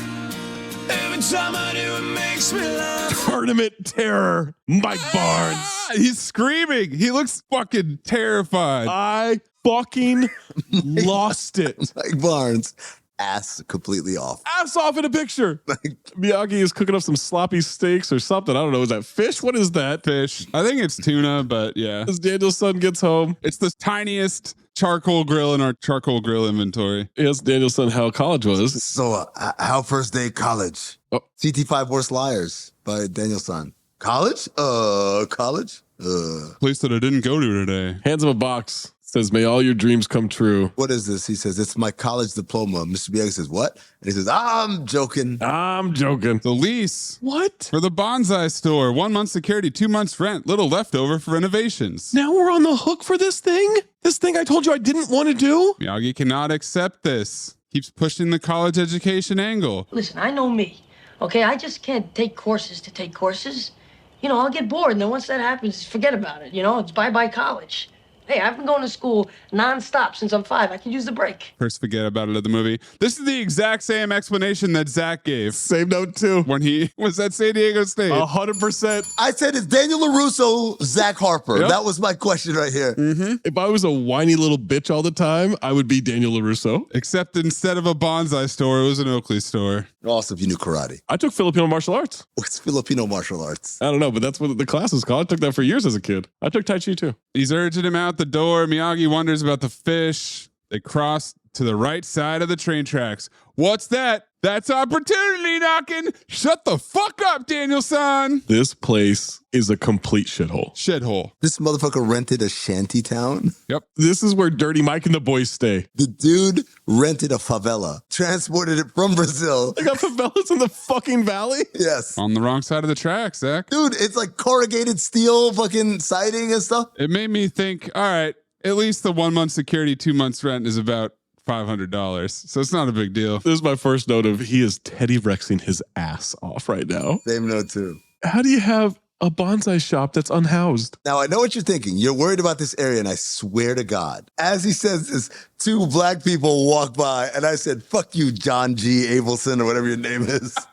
You know what the fuck you were doing there. The realtor said the neighborhood is up and coming. There's a pottery shop across the street. Set up a deal for planners. Exposition. Think Potential. Mr. Miyagi's looking at him like, you fucking bingo. They can make shelves out of the wood that's lying around in there. Jesus Christ, he hasn't stopped talking. A 17-year-old kid who didn't even go to college is negotiating commercial real estate leases without an adult? He's not 17. He spent 9 months in Japan. He is 17. He's 18. You have to be under 18 to get in the All-Valley tournament. Oh, shit. You mean this motherfucker's a minor? Which means Mike Barnes is lying about his birth certificate, by the way. Mike Barnes is 35 years old. Mike Barnes is older than the Iceland hockey team. Terry Silver's out here plotting against the child, a minor? A child? Yes. 100% of his plutonium disposal time is dedicated to... Every Karate Kid movie is about bullying children, adults bullying children. That's every single Karate Kid movie. No, Shozen wasn't an adult, was he? The bad guy in Karate Kid 2. No, he's an adult. Is he? He's in his 20s. But they're both trying to fuck Kamiko. That must be the first time in history that someone's tried to fuck a younger woman. Oh, shit. Japan. No, they couldn't. You idiot. What are you talking? Me walks away. Teddy Rexing continues. He offers to work for free. He's going around saying all the shit they can do with all this garbage wood. Is he on cocaine? Because he's talking about putting a bonsai hospital in there. Here's the name he came up with. Mr. Miyagi's Little Trees. Simple, direct, catchy. Awful business name. Doesn't look it now, but this place is a gold mine. 100% coke talking right there, man. Miyagi gets a good idea of like, well, I'm not ruining just my credit on this. We're partners. Yep. I'm bringing you down with me, kid. You little shit. You want to ruin my credit? Miyagi goes, Daniel says, what's the matter? Did I forget something? And Miyagi says, yes, your name on lease. Partner. And I said, Cobra Kai formula. Yep. Did you call back? He goes to hug him, and Miyagi's like, hey, we're bowing here. All right? Fucking relax. Diddling. Also, that's not how you bow. Dave Yeager award for bowing. Terry answers an antique phone in the bubble bath. Don't bullshit me. What do you mean you can't dump it in Borneo? Who in Borneo knows what chloride sludge is? Just do it. Do it. Margaret reads back his dictation. Margaret has a chair. She's posted up. This is normal. This is a regular activity. He takes a bath and dictates orders to Margaret. Is his dick out? Of course. Not a bubble bath. So she saw his dick. She probably sees it every day. This is Margaret. She's a pro. And in conclusion, I reject your final offer. If you proceed, I'll sue your collective asses accordingly. I'll sue your collective asses accordingly. Best of Lord and the kids, sincerely. Oh, Mrs. Featherbottom is his assistant. He's going to bribe the grand jury as usual. Grand jury? Yeah. As usual. Yes. Grand jury's... And Margaret goes, Mr. Silver. Invite the DA, Mr. Cole, to dinner on Tuesday. Make sure they have his favorite poached salmon. Okay, the DA needs to upgrade his taste in favorite dinners. That's your favorite, you basic bitch DA? Also, Margaret, offended by bribe the grand jury, not by Mr. Silver's dick. No. You thought she was offended. I thought she was like, oh, you bad boy. You're doing it again. Oh, here we go again. You're back to the bribery. I keep telling you not to, but you can't stop. Mike Barnes walks in and I said, would you nonchalantly take a meeting with a man in his bathtub? Mike Barnes and his fucking crazy eyes, man. He's pretty insane. But it's not just him, because then Milos goes to get Snake and Dennis. Let's get everybody in the bathroom. This is the moment where I said, all right, let's update. That dangerous. Wow. Oh, no. Yes. Snake? No. Snake's not making it. Come on, man. Fuck no. His hair's pushed back. Snake right between Squint Spaghetti and Antonio Banderas. He's now fourth. Sam Elliott is out? Sam Elliott's out. Damn. Actually, no. We got to keep Sam. Sorry, Meth and Red are gone. Oh, wow. Silas and Jamal. Fucking Snake. Well, let's get some exposition about what these guys do. Dennis will take care of your training. Snake takes care of everything else. What? You're looking to be a bad boy in L.A. Snake's the boy to be bad with. Right, Snake? You know it. What the fuck are they talking about? Why does Terry Silver have 2 wards living in his mansion with his old ass staff? Snake looks like Farva. Dennis kind of looks like J. King. Yeah, I can see it. Yeah, he kind of looks like a young J. King. Now we get some business talk. Barnes was promised 25% of the dojos if he beats LaRusso. This motherfucker's getting 25% to beat up some... of 20 dojos. In order for me to do my absolute best, I'm going to need 50%. Clip Bad Company. How much? Throw out a number. $1 billion.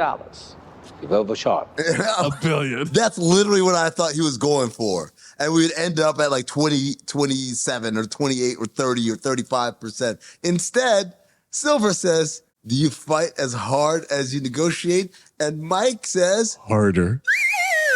Harder. And this is where the cocaine is all congealing. Oh my God. Right now. He wants it in writing by noon today. Mr. Silver, you bought yourself a champion. You remember that. What? Margaret finds him obnoxious. Yeah, he's perfect. Ha ha! Look at this photograph. I can't stop taking pictures of Terry Silver. This guy. That is a phallic cigar, that photograph right there. Got it right at the right time, Zach. Amy, good gorilla. Got the Miyagi and Danielson on a cliff on the coast grabbing a bonsai tree. Sees a bonsai tree inside Danielson, same place the karate comes from. What? We are going to hammer this message over and over and over. This is the only lesson of the movie, is that Danielson is also a bonsai tree. He says, my karate comes from you. Only root karate comes from Miyagi. Says Daniel chose his way like a bonsai does. Karate's the same reason, but I do it your way. He says, one day you do it your way. What? Why is it okay for you to do it? Just because you're not doing the voice? You're not doing the Pat Morita voice? I'm not doing anything offensive here. I'm not doing anything offensive. I'm just reciting it word for word. I'm reciting it word for word too. Using a deeper voice than I usually have. What's the big deal? If I spoke like this. It's not what you were doing. That's not what you were doing. That's not what you were doing in the slightest at first. You changed it. Until we put a stop to it. No. Your name on lease. Partner. It's just my voice a little deeper in the same staccato. It's not what you were doing. That's exactly what I was doing. No. Don't try and bribe the grand jury here. Mr. El Hassan. He wants clarification on what he said. He says they choose with clippers and wire how the bonsai will grow. Our bonsai, not true bonsai. True bonsai grows wild, very rare. Saw some in Okinawa. Only one true bonsai in the U.S. Daniel wonders if it immigrated. Miyagi laughs. Only thing Miyagi bring from Okinawa. Where's the tree now? Oh, it's over there in Devil's Cauldron. Look to your right. Right over there. See that giant drop off? That hole in the cliff? It's in there. If I was Mr. Miyagi, I would never tell Daniel anything. Anything. This motherfucker. This unhinged, impulsive fuck? Are you kidding me? The most coke-addled teenager. Oh my God. This kid's got a crazy temper. A crazy temper. What does that correlate with, Zach? Cocaine. Then they start doing a special Miyagi family kata. The DX thrust. Katage, a kata montage in front of the ocean. Them and Joel Embiid on top of the mountain shopping, DX shopping. Uplifting ass music. Helicopter shots slowly zooming out further and further. Are they in Hawaii? Where the fuck are they? Where is this? Yes, Zach, this is the Jurassic Park mountain that was behind your hotel. They're back at the shop, literally right next to the train tracks. Daniel's son dresses like a fucking dork. Yeah, I had 20 CB fashion as a horseman, especially the pants. The pants in this movie are horrendous. He's got the hips of an old man. They lie. I know this is terrible because this is mostly an audio medium. Oh boy. But this is where I realized when he walks, he kicks his feet outward like yes. Kind of like that. It's like the kick out every single time. Why is he walking like that? That's a duck walk, man. So then he walks in and he says, hey, Mr. Miyagi, I brought over this tree. The one you was working on this morning. I figured you want to give it another try. And I said, this, ladies and gentlemen, is pure uncut Bolivian marching exposition. He's been snorting that and cocaine. Straight to the bloodstream. He opened the letter from the All Valley tournament. New rule this year. Miyagi doesn't want to read about it. Danielson memorized it. All 11 words of it. Under the new rules, defending champion only needs to fight in the final match. What? That's wildly convenient. What a crazy convenient rule. For the purposes of this movie. Hello, exposition. Miyagi keeps making this ta-ta-ta-ta-ta noise to cut off Danielson. Ta-ta-ta is what it is. Second of all, careful. Did you guys get reminded of Antonio Banderas' sounds from Assassins every time he did it? A little bit of a... Miyagi tells him defending his plastic metal trophy makes his karate meaningless. Way to make that so pejorative. Your biggest accomplishment? It don't mean shit. You mean the first movie? Yeah. Are we throwing the first movie in the trash? He explains it wasn't about the trophy. It was about defending the honor and all that stuff. I dug it. It's about the roots. Yeah. About the roots inside you. Root, by the way, in Australia means sex. For real? Yes. Strong root. Diddling. What'd I tell you? If you hear someone say, oh, I got rooted last night, it means they got banged. Oh, yeah. In the mouth? Anywhere. Any hole. I don't know. Then sucked off. Sucked his boys. Clip it again. Carmel. Sucking a man for a soggy dream. Tells us to go find a nice pot for the bonsai across the street where we can move the story along. Oh, who works there? Teen Witch. Son of a bitch. Who knew? Suggestively stroking the wet clay of a vase. Couple years before Ghost, Teen Witch did it first. Not only does he walk and he kicks his feet out, but his foot grinds into the ground first. Yeah. And then when it picks up, it flings out. And his arms swing wildly. You know, Zach, earlier you said he's the Dave Yeager Award. Yeah. I don't know if I can give it to him. I don't think he's acting. I think that's how he fucking walks. That's how his body moves? Yes. Yeah, I think so too. He admires her stroking the neck of the vase. Does she own this shop? What is going on in the valley? I was so confused. She has him turn off the music? It's your shop. Well, her hands are covered in clay. You're the one that put him there. Why'd you turn the music on, you dumb broad? She loves bonsai. They're so perfect, you know? He says, come visit the shop, meet his partner. Look at this photograph. Every time I do, it makes me laugh. Teen Witch is rock climbing. I wonder if that will come into play at some point. Such a lazy. Look at this photograph's position, baby. The guy's head is torn off. And the Photoshop job is horrendous. So bad. What happened to him? Elizabeth Ann Rooney happened to him. The traitor. He wants a custom pot with bonsai tree on the side of the pot, their trademark. You mean embossed? Someone is honking a horn like an absolute psychopath outside. Someone's on cocaine. And Amin loves it because it's off camera. Disembodied voice is definitely very antsy. But guys, I have to make a note here. I can't front. Teen Witch is kind of ass off in this scene. Sure. Other than the photograph. All of her responses, or maybe it's just because Ralph Macchio is doing a bad job. It's because he's so bad. Yeah. But I was just like, yo, she's actually fucking killing it here. He says, I'll see you soon. And she says, how soon? And I said, is she horny? She is a little too eager to make plans to see him tonight. Yeah. She lives right upstairs. Tonight at 7. Come around the side. She lives upstairs. She's unhoused. I had forgotten the plot to this movie a little bit, like this part of it. So I had kind of Mandela affected my brain into saying she's with Terry Silver. Oh. She's part of the master plan and her job is to lure him and all that stuff. That would have been insane.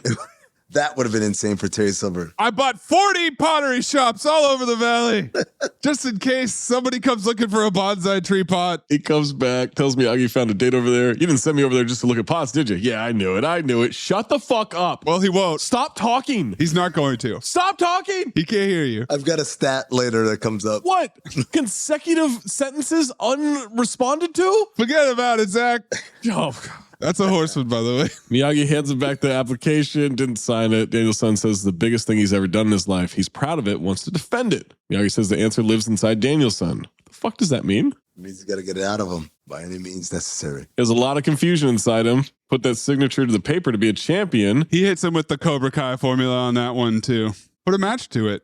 Miyagi tells him to burn the paper instead and watch the confusion disappear with the smoke. And if they hate, then let them hate and watch the money pile up. Daniel's preparing for his date. He picks a horrible shirt for a teenager to wear. Singing to himself, dancing around. He's humming the most 20 CV Hawaii.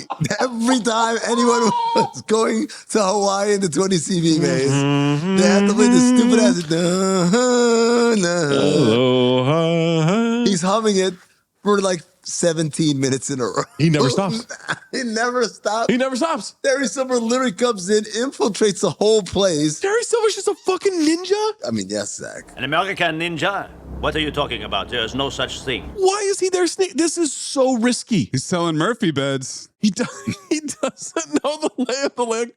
He doesn't know how many people are there. Why not come back when you know they're both at the shop? Well, it's okay because there's no locks on any doors or any fences or anything at Miyagi's house. No. It is an open door policy. It's a Japanese house. It's LA. You know, Japanese houses don't have locks. It's in LA. It's the valley. You need more than fucking parchment paper as a window. It's Reseda. The first thing he finds is a newspaper headline about Japanese internment. These headlines apparently work for Terry. He loves it. He's pleased by this. He finds an Army Medal of Honor with Valor written on it. He's sneering his fucking ass off. Finally, a printed sign for the bonsai shop. That is all the exposition he needs. Zach, let me ask you a question. Reseda right now, what is the reputation of Reseda? I mean, it's not bad, but no one would go there. It's a shithole. Because in the first Karate Kid, when he goes out with Elizabeth Shue's character, her parents are like, where are you from? He's like, well, I'm from New Jersey, but I live in Reseda now. And when he says Reseda, it was like he said South Central Los Angeles. I mean, it's a shithole. These rich white people lost their shit. It's still a shithole. No one wants to go there. Okay. Sorry to everyone who lives in Reseda. What do you mean? The bonsai shop didn't turn the neighborhood around? Isn't that where they shot Money Plane?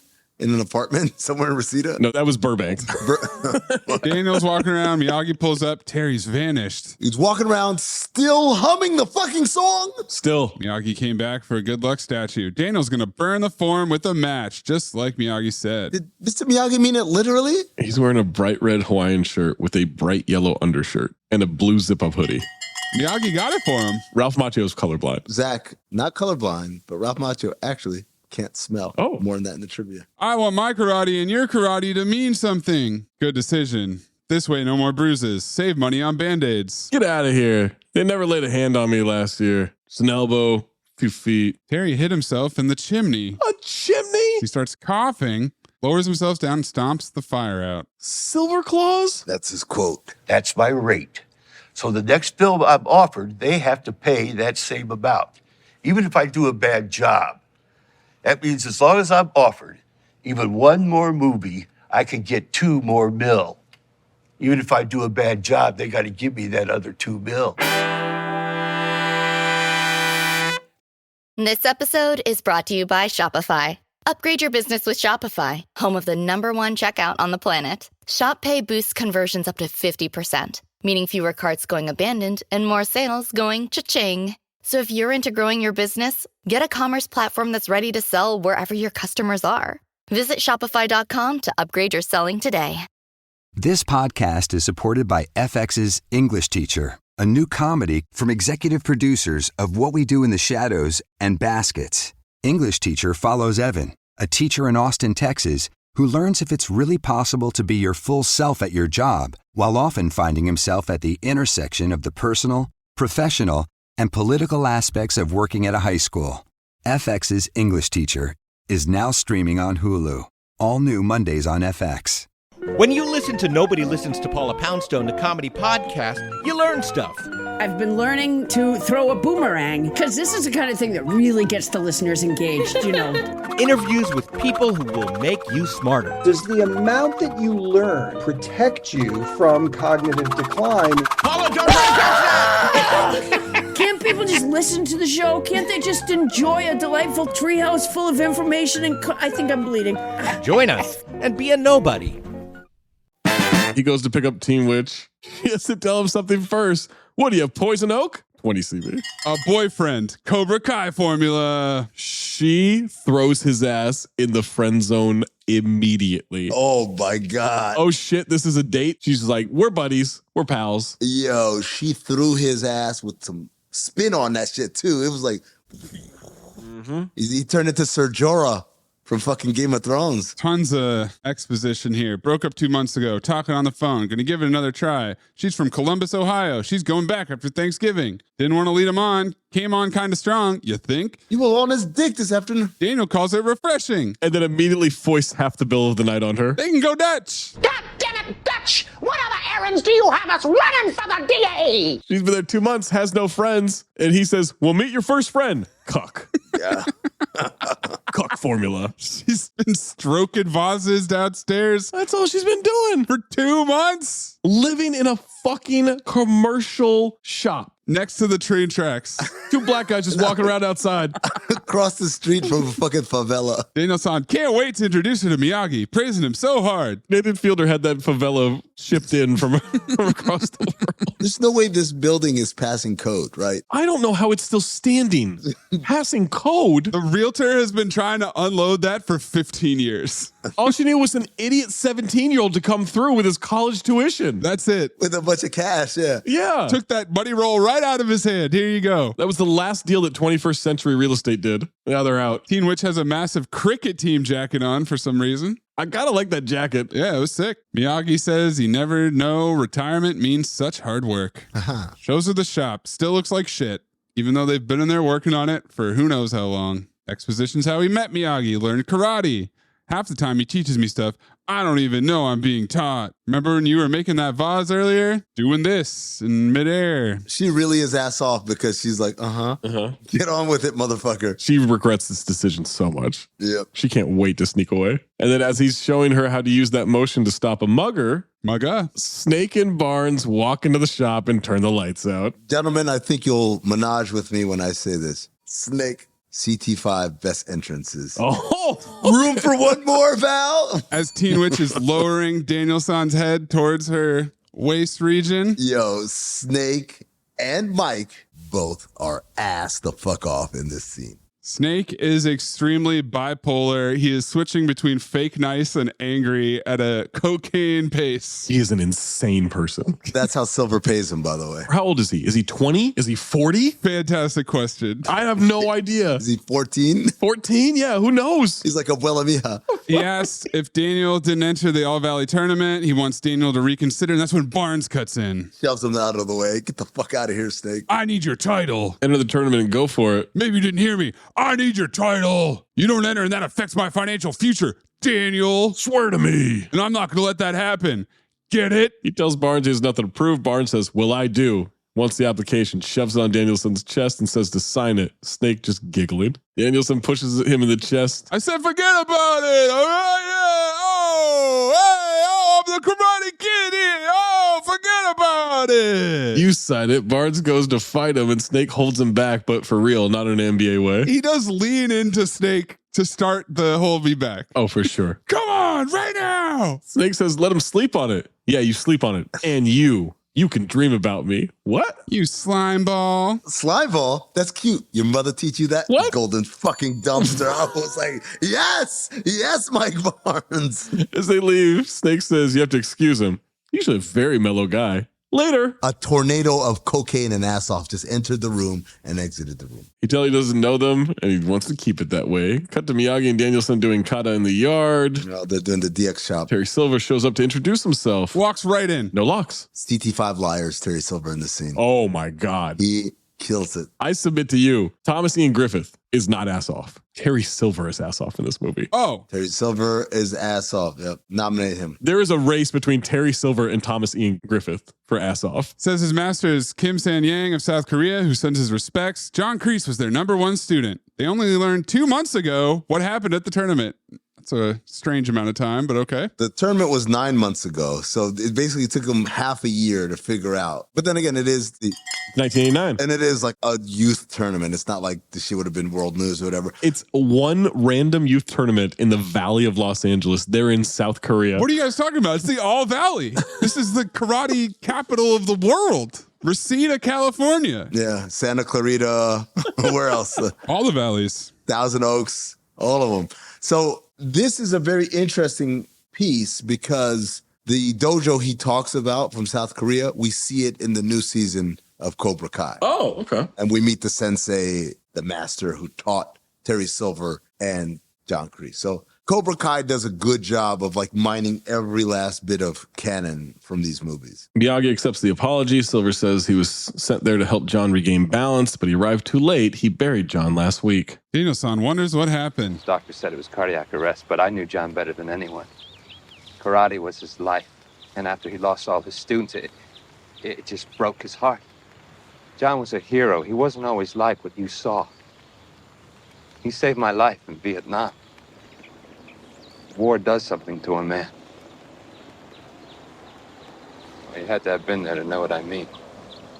Have been. Do not. This is your CT5 lie, incorporating kernels of truth for maximum believability. War does something to a man. Tell me. And he praises the 442nd. More medals of honor than all of World War II put together. I bet you've been there. Terry Silver, in the most ass-off CT5 liar way, he squints to say, 442nd? What a pull. Then starts pulling the Wikipedia section about the 442nd. Or the Encyclopedia Britannica. Oh, I'm sorry. Yes. Terry bows to Daniel, apologizes to him too. They stop him on his way out. Very sorry to hear about death of friend. Back to the kata. And he turns around and walks out. He's got this ass-off smirk. He got his ass. I know. Teen Witch comes over with dinner. Her Aunt Pat owns the shop. She had to do something. Teen Witch got stuck with all this mac and cheese. Macaroni and cheese? Hey, you know what I like. Oh, forget about it. Oh! Macaroni and cheese. Hey, you know what I like. I grew up on macaroni and cheese. Hey, listen, I never say no when it comes to macaroni and cheese. Here, have a seat. Thanks. I used to eat this stuff by the ton. She walked in with macaroni and exposition is what she walked in with. This is obviously a golden dumpster. Does he think he's special for liking macaroni and cheese? I guess. I don't know. Like it's a delicacy or something? Was it not as readily available in 1989 as it is now? Danielson is to mac and cheese as Teddy Rex is to cookies. Same note too. This locked it up. He's the most Teddy Rex there's ever been because he's horny for a food item and it's mac and cheese. He's more likely to fuck that mac and cheese than he is Teen Witch. That's for sure. But not as much as Mr. Miyagi. Well, because mac and cheese won't go Dutch with him. By the way, he fucked something else other than Teen Witch later in this movie. He tasted it. Be honest. On a scale of 1 to 10, I give it an A. An 11. It benefits mankind. What we do is if we need that extra push over the cliff, you know what we do? Put it up to 11. 11, exactly. One louder. Why don't you just make 10 louder and make 10 be the top number and make that a little louder? These go to 11. She gives him one of the pots with the tree on it. Miyagi will love it. He gives her tickets to the downstairs. He says, I have something for you. She says, for me? Come on. And I said, she's ass off, man. She's knocking this shit out the park. And 20 CB, physical paper tickets to get it to a club. With great live music where you could theoretically walk into at any time. Of course. I guess it's a concert. I'm not sure. There were 12 people in there. It's a nice going away present before she goes back home. We just met, but let's plan something for when you're about to leave. Also, how do you card? Dalton would have a field day with this place because it's just letting in people left and right. Dalton would have a field day with Snake's pants coming up. And in comes Snake, Barnes, and Dennis. Oh, the big three. Guess who's back? Hey, Danny. Hope you got some good news for my friend Mike here. Barnes starts eating mac and cheese. Want him to sign the application. Dennis came too. Not Dennis Travante. He starts smashing shit. He's chopping down a partition?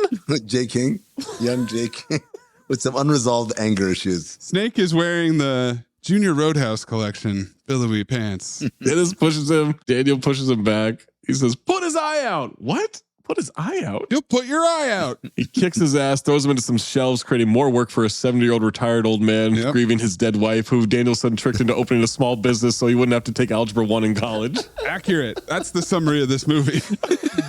Synopsis.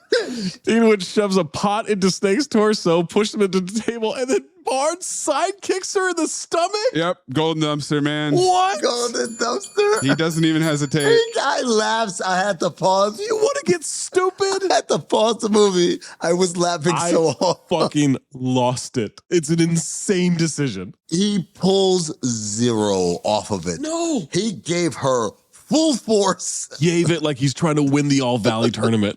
Danielson goes to attack him. Barnes is taunting him. Let's see what you got. Nice kick. Not bad. Better. Good, but not good enough. And he fucking throws him through a partition. These little pussy kicks and punches that Danielson throws are so embarrassing. This is the 3rd Karate Kid movie, dude. This is a bonsai shop, right? How many partitions do they have? Endless. It's Japanese, Zach. They're everywhere. It's a Japan thing, I'm telling you. Also, I'm going to need you guys to Look at this photograph. Every time I do, it makes me this fucking face. No, forget the face. Look at his face. Look at his body. Yeah. That's a 17-year-old. The shirt pants combination. He's built like Walter Matthau. But he's got the baby face. That's all that counts. The baby face and the sunken eyes, Zach. He's got the hips of an 80-year-old Jack Lemmon. What are you talking about? He holds his hand a lot in this movie. Like, oh. He's always hurt. Barnes picks him up, asks why he's being so stubborn. Danielson punches him in the face twice, doesn't faze him at all. No. Says, don't do that. Barnes is running out of patience. Sign the paper, LaRusso. Shoves him through a window. Danielson tears the application. Barnes starts beating his ass again as Miyagi throws those doors to the side, and he walks in like a badass. Yep. Immediately flips Snake off the platform, blocks everything from Barnes. Snake shouts, save it for the tournament. Kicks him out the door. They jump in their convertible. Bright red Ford Mustang. Dennis is just doing donuts in the street while Barnes is screaming racial epithets at Miyagi. Let me tell you why this is a golden dumpster. It's the donuts. But it's the way Teen Witch comes out holding her stomach. Oh, man. He fucking wrecked her insides, man, with the kick. And then they finally drive off, narrowly missing the Bye-Bye Man train. Same note, too. Unnecessarily close to that Bye-Bye Man train. Menage. Jessica just wants to lie down after that kick to the chest, and I can't blame her, man. You eat a bunch of mac and cheese, and then you get kicked in the chest? That'll fuck you up. Miyagi says, take her home. I said, you mean across the street to the pottery shop? Yes. Walk her home. Miyagi and Daniel started driving home. Miyagi is singing a song. Loving it. He is drunk driving. You can't tell me he's not drunk driving right now. We do know he has an alcohol problem, right? Yeah, he sure does. Feel lucky, Daniel-san. Lucky? How could you feel lucky? Feel lucky. Bonsai tree non shop. Safe at home. That makes us real lucky. Never felt luckier in my life. Oh. Can rebuild the shop, cannot rebuild the stock. We sell a few trees, fix the shoji screen, start over again. He's talking. One of those guys come back and he starts singing in his face. Cuts him off. Danielson is pissed. Golden dumpster. Also, if you're still worried that they'll come back, maybe lock something sometime. I don't know. Buy a lock. Single lock. It's a Japanese thing, guys. They pull up. The trees are gone. Left the application on the bench. That's quite the move, by the way. Miyagi is set to go get his fishing pole. Yeah. Miyagi is drunk and wants some food. He's like, well, I'm going to go fishing then, I guess. I don't know what else to do. I don't get it. We're flat broke and you're going fishing. You're just going to fluff it off, huh? Doesn't this even bother you? He's going to call the police to report it, show them the application. What's he going to do? You're not going to call the cops? This is the 80s. You got to do something, Mr. Miyagi. This is the insert decade, 20CB. We didn't do it after the 90s. Yeah. It's the 90s. We don't do this anymore. It's the 80s. People did that shit for decades. Danielson, complete hothead. This guy has a real anger issue. And he's got some real shame and self-flagellation coming up. What's his plan? Right now? He's full of cocaine and anger. He doesn't have a plan. Well, he's trying to run a bonsai business. I mean, he gets in his car, drives off. He's going to tell the cops. But he doesn't. He does. Oh. Cut to the ocean. Daniel and Teen Witch are hiking around. Daniel says the police laughed at him. Good police work by the cops of the valley. Teen Witch says he should have asked Miyagi if you're going after the tree in Devil's Cauldron.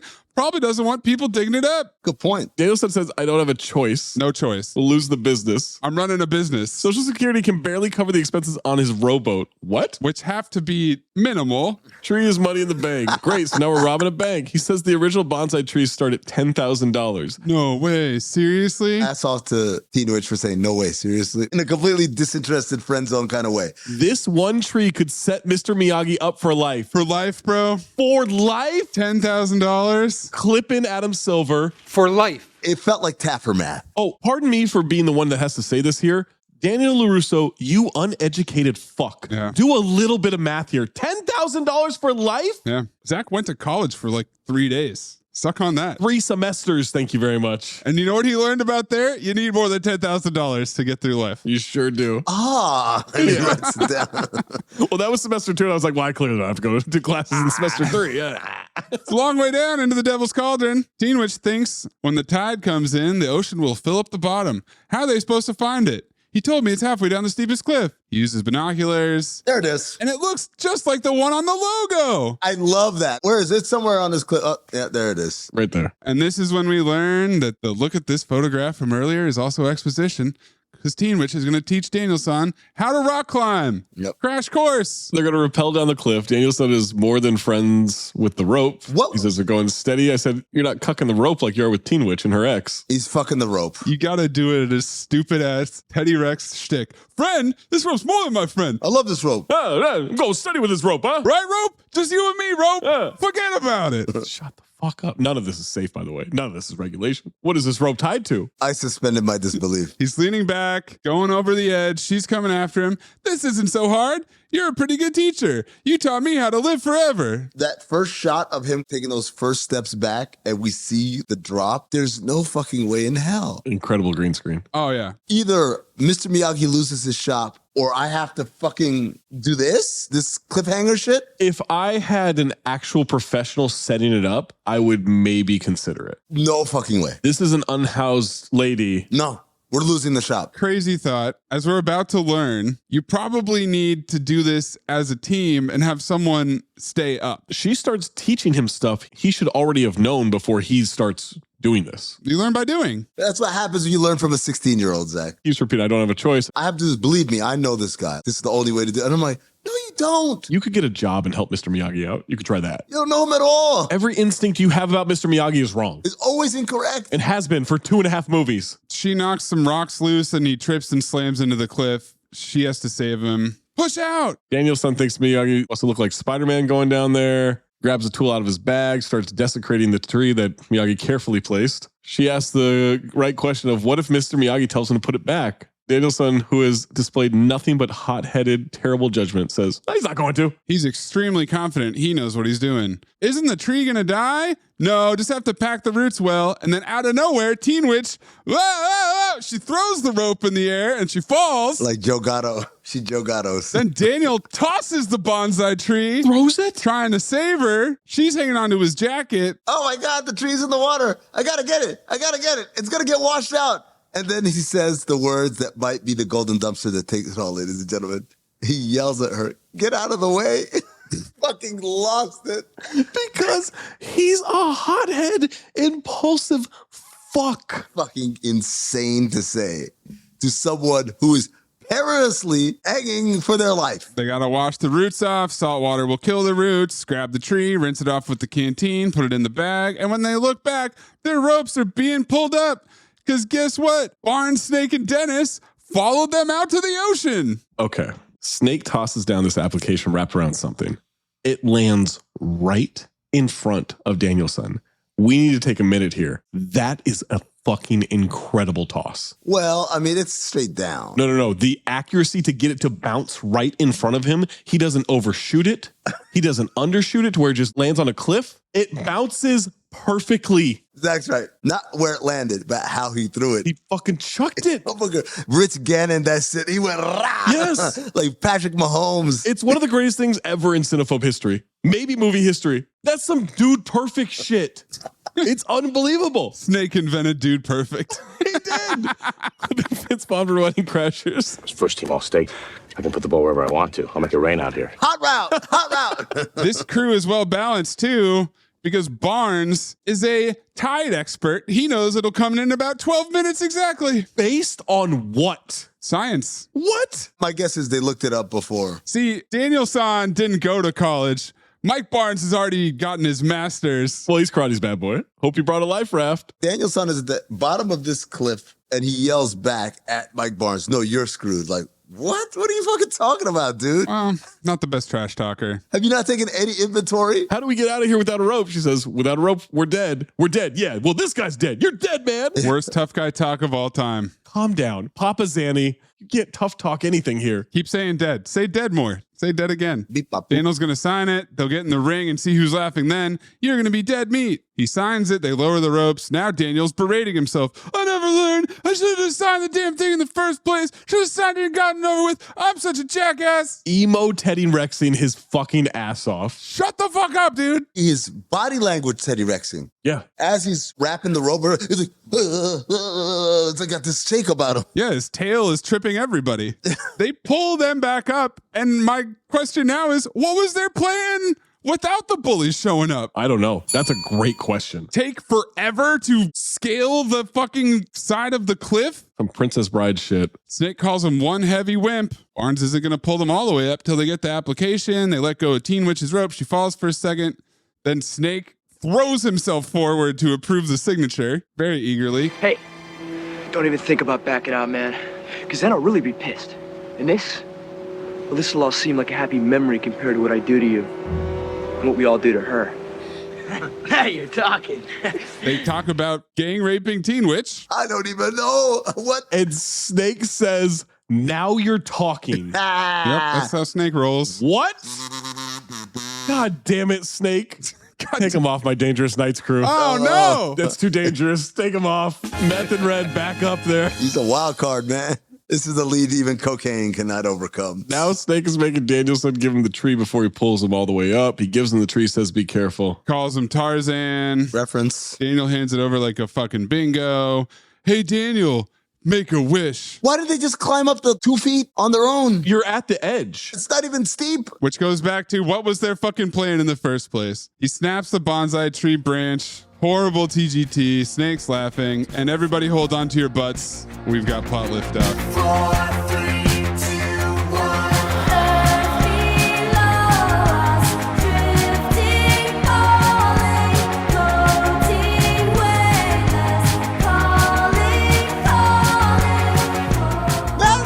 liftoff? Still not for me. Why is that plot liftoff? I thought about having it later, Zach, so I hear you. What about this is plot liftoff? Well, he's finally going to fight in the tournament, which we've been waiting for a fucking hour. We're an hour into this movie, and Daniel San finally says, you know what, I'll fight. This is the Karate Kid 3. He's done 0 karate up to this point. No, that's not true. He held his hand. He threw some little tiny punches and kicks at the shop. He walks to the shop being a little bitch about this. Miyagi can't believe this shit, but he's being really nice. He's Teddy Rexing so crazy. Trying to talk Miyagi out of this being a bad thing, and Daniel-san completely dishonoring everything Miyagi loves. Why am I so stupid? I said save note too, bro. Yeah. Why are you so stupid? You want to get stupid? I didn't want it to be my fault your dream didn't come true. Guess what, you little shit? It's 100% your fault. Yep. You signed him up for a lease that he had to pay off because he was responsible for. Miyagi's fixing this tree. He's taping it back together. They're delivering trees as he's doing surgery. If roots strong, trees survive. Miyagi sold his truck to buy the trees. Somehow, Daniel-san is mad at Mr. Miyagi for selling his truck. He flips it. What? Master manipulator. Why didn't you tell me you were going to do this? I wake up this morning, you gone. Yeah, pretty straightforward, man. Dog, do you know how many times I've done this in relationships? All of them? Where I fucked up. You foisting? That's shocking. That's insane. You slept blame? Thank God I was sitting down for that one. Whenever you get to the point where like, yeah, I didn't really think about it like that. Like, holy shit, it worked. Oh my God. I'm fucking amazing. Miyagi says everything will work out. Daniel-san tells him he's signed to fight in the tournament. Now Miyagi's mad. Because I'm not you. That's why. I don't always have the right answers. He needs Miyagi to train him. Miyagi always train you. Tons of train noises in the background. I wonder if that was a joke because train me. There's a train.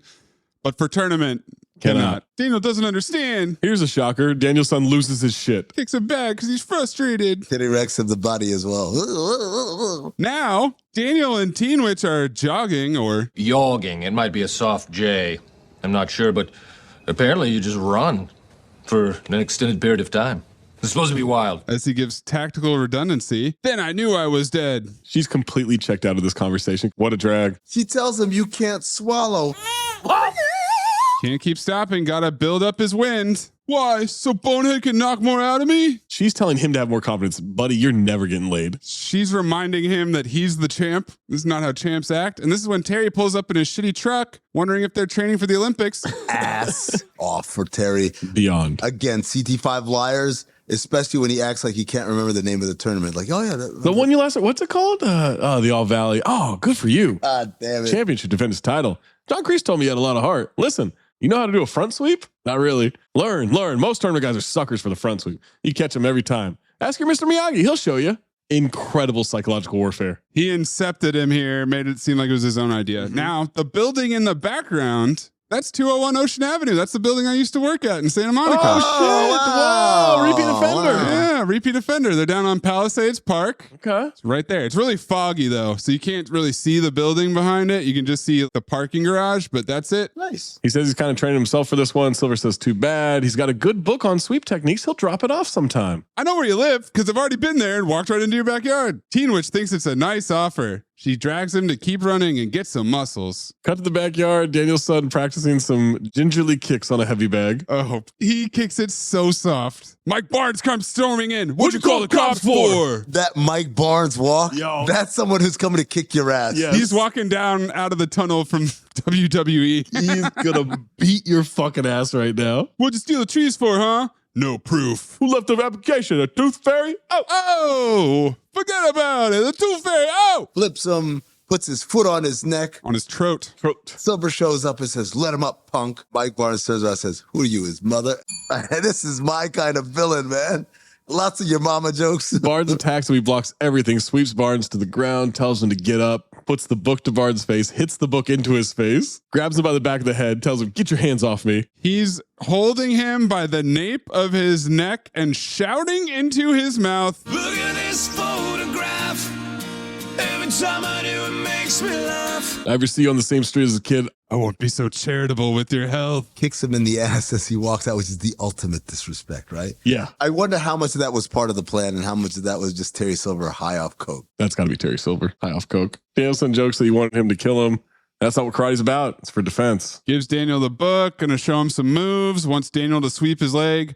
I'm not made of glass. Do it right. Daniel sweeps his leg and Terry sells the shit out of it. He flops so hard. Oh my God. Yeah. Ass off. Got a technical foul for that one. Terry tells him he's opening the Cobra Kai dojo again. Anytime you want to train, I'll be there for you. No strings attached. At no point do any alarm bells ring in Daniel-san's head. No, because he's the most impulsive little shit ever. That's fine. Well, also because Terry Silver has done an excellent job of building up the idea that this isn't what Cobra Kai was about. Kreese was out of line. I'm going to restore the honor, all that shit. I've been in Korea this whole time, and now I have this shitty truck, so obviously I'm trustworthy. Now, I want to thank you for your patience. We know everyone always wants to get out on time, but sometimes exigent circumstances prevent that from happening. But please make sure your tray tables and your seats are in their upright and locked position. Stow your carry-ons. This is Plot Liftoff, the agreement to actually train with him. 4, 3, 2, 1.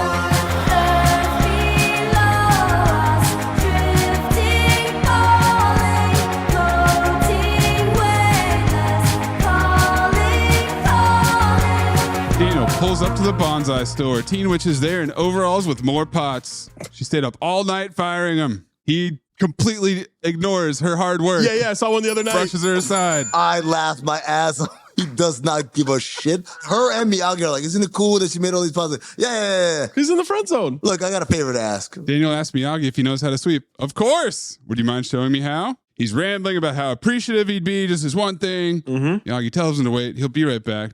Now Daniel's rambling to Teen Witch about how these guys are suckers for front sweeps. I heard that everybody in the tournament, they can't handle these front sweeps. You never heard about it. Miyagi comes back with the broom and he starts showing him how to sweep the front deck of the shantytown. He loses his shit. Flips the fuck out. You don't show me that. Don't show me. Just don't make fun of me, all right?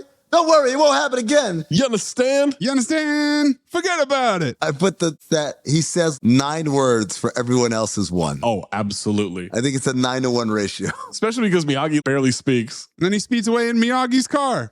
It's a little ingrate, man. You ungrateful little shit. Cut to Terry working out solo in the Cobra Kai dojo. Daniel comes in and watching like a cuck.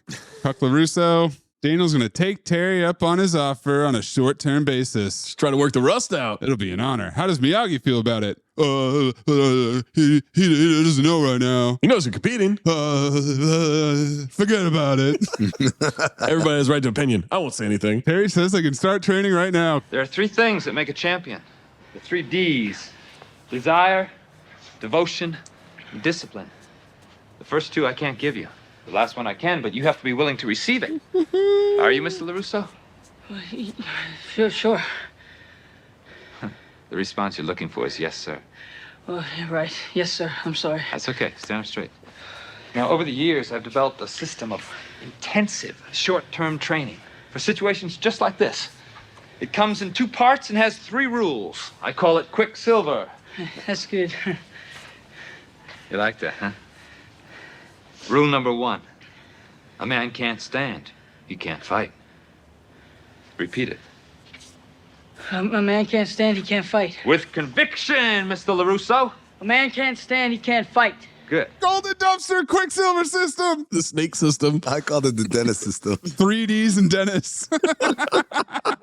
Tells him to sweep 2x4s like their legs. Daniel's perplexed. He taps it with his foot. Too low. Any higher, it'd be the knee, right? Did you come here to teach or be taught? Which is a bar.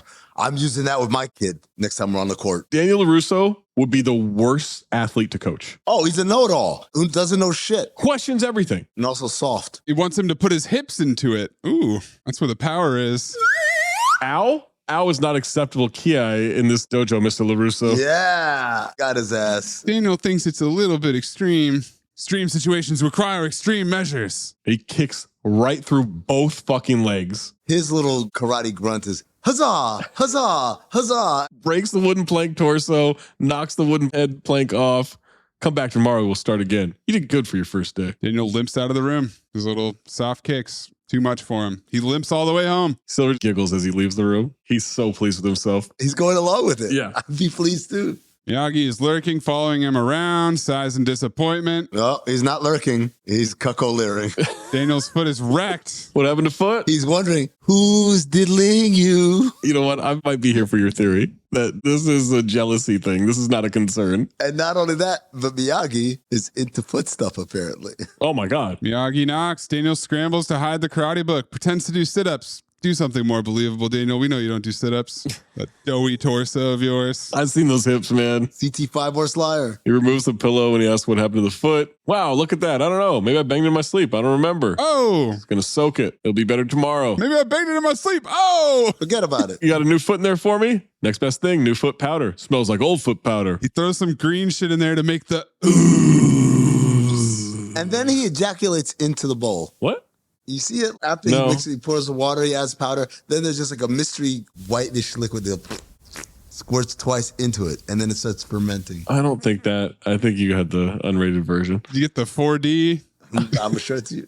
experience. Watch right here. No, I don't want. Oh, wait, watch right. Oh, what is that? That's the ooze. What is that mystery liquid? The foam of the ooze. What are you talking about? What? I didn't see anything. How it's hot. Miyagi says maybe tomorrow he'll remember what happened. Daniel starts stammering about tomorrow. No, I'm busy tomorrow. I got this buddy. CT5 worst liars. Miyagi just walks out of the room. He's not playing with this shit. He's also a terrible friend and terrible business partner. Oh my God. And terrible roommate. He's terrible. He's one of the worst of all time. He's the worst at everything. And that's Teen Witch. He's not even fuckable. This is when I began to realize, you know what? Maybe Kimiko didn't have to join a dance company in Tokyo. No, not at all. She just wanted to get the fuck away from him.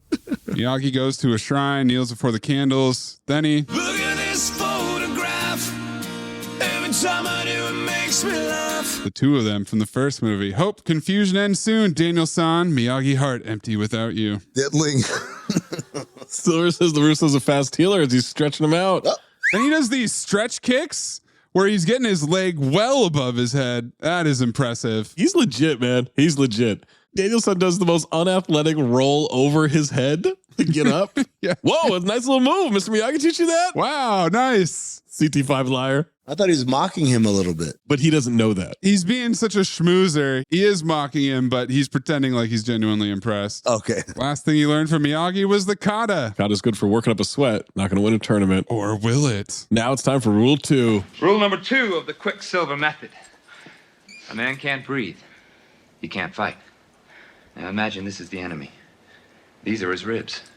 Behind them, his lungs. Instead of the heavy bag, though, Terry wants him to hit the boards on the dummy. Daniel's resistant. Why do I have to? Because it's part of the training. Because I'm teaching you techniques you don't have. Techniques you need to win the tournament. Think you can rely on that crane crap? Did pretty well with it last time. Hey, wake up and smell the coffee and the cocaine, Mr. LaRusso.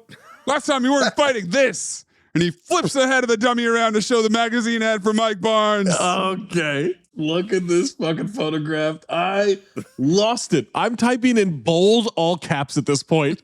Terry Silver is a genius. You don't get it, do you? You want to get beaten because of a little pain? Be my guest. I can't be a part of that. I make wimps into winners, not the other way around. Christ, I'm wasting my time. Goes around the corner into the hallway, smirking his ass off. Hiding behind the corner like... rubbing his hands together, scheming. Guys, I have another update to the list. Oh. CT5 villains, Terry Silver, number 1. Whoa. Wow. Knocks a mean down. Whoa. Wow, you bumped a mean's misogyny down? We're going to keep the system God from Legion out. He's evil, laughing quietly to himself as Daniel starts punching the rib boards. He's smiling more with each punch. Miyagi is sleeping with the taped up bonsai tree in the foreground. Mm-hmm. Daniel sneaks in to get that ooze powder. Soaks his elbow in it. But Miyagi's awake. Is Miyagi asleep and wakes up, or was he awake the whole time? He was faking it. Miyagi knocks in. Daniel immediately spills the bowl everywhere. Teddy Rex. Yo, Dan told the story today about being in an elevator with an attractive woman back in the day. And he was trying to work up the courage to kind of holler at her or whatever, act natural. So he checked his watch, see what time it was. But when he did, he had a soda in his hand, an open soda. He spilled some of the soda.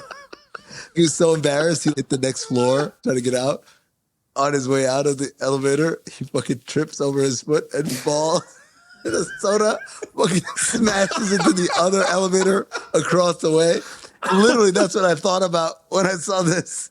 Him spilling this bowl of goo and ooze all over the place. Miyagi wants to know what he's doing. He says extreme situations require extreme measures. Oh, he's repeating what Silver said to him. That not sound like you talking. It is me talking. He's got problems if he won't be part of the solution. This is a mean talking. Don't give me a hard time. I'm answering the phone. He made Miyagi sad. Now he's back in the dojo practicing kata. Silver asks why he's wasting his time with that. Did I tell you it's useless for the tournament? Huh? Let's get back to learning something that can do some real damage. Rule number 3. A man can't see, he can't fight. You hit him square in the nose. He'd be blinded by his tears and choke on his own blood. Wait until he's attacking. When he's close enough, punch to the face. Protest. It's face contact. You'd be disqualified. He ran to your fist. Not your fault, right? He loves it. Tricked him. That easily. Zero convincing whatsoever. He goes to hit the bag. He catches that fist lightning fucking quick. No, do it on the wooden dummy. Tells him to visualize. Visualize.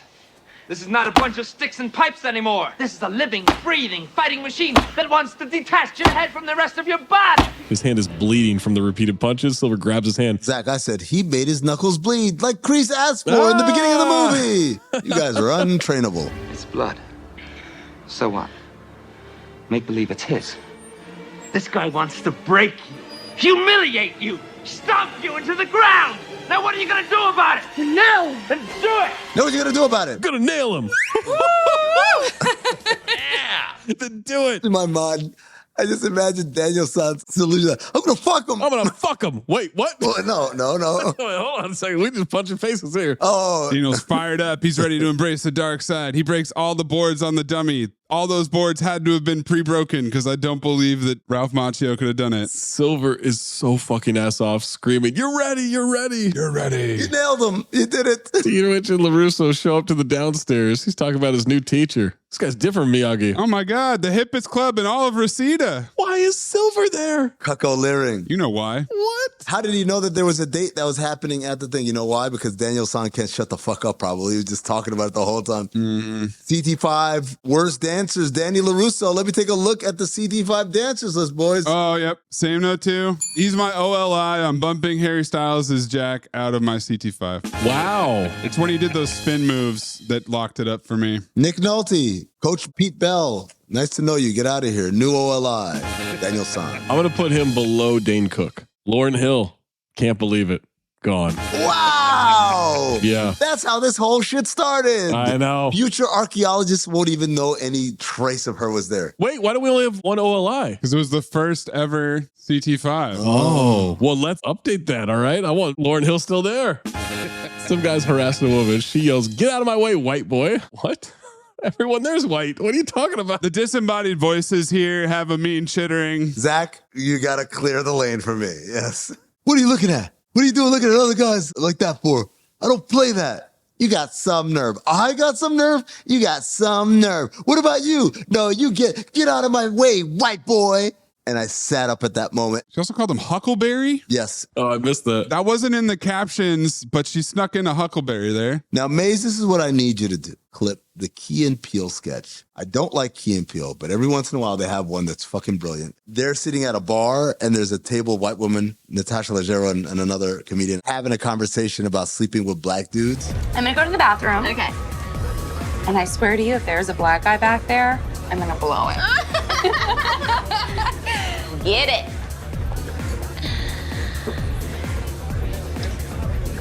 So unrelated, I now have to go to the bathroom because I've been drinking coffee all day. So I will be back in a little while. Well, you know what? Let me go first. I'll be about 30 seconds.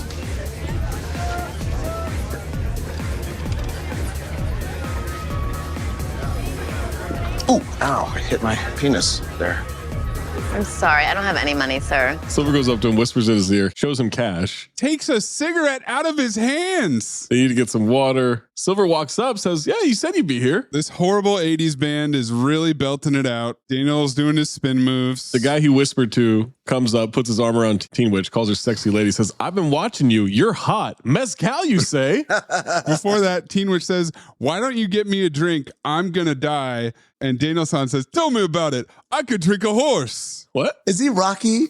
Is that what's happening here? Oh, forget about it. He's got CTE. He's a combat fighter, right? He does get hit in the head a lot. No, he never gets hit. No one ever punches anybody in this combat. He's got bruises all over. They beat his ass every movie. What are you talking about? They got punched in the chest and he gets kicked in the shoulder. That's all that ever happens to him. His feet and elbows hurt. There's a scene in this movie where he gets punched in the face. Mike Barnes gets deducted a point, and he sarcastically looks back at Kreese and those guys. Oh, it hasn't happened yet. Future callback. LaRusso says she's with me. He tries to step in and protect Teen Witch. He pushes LaRusso and says, hey, bonehead, I'm taking her home. Yes, AIDS is running rampant through our society right now, but I have a denim jacket. I'm built different. This is Steve not getting it, Berg. Absolutely. I was expecting DJ Raymondo to be at the downstairs, though. Punches the shit out of him in the face. Hey, beautiful. What?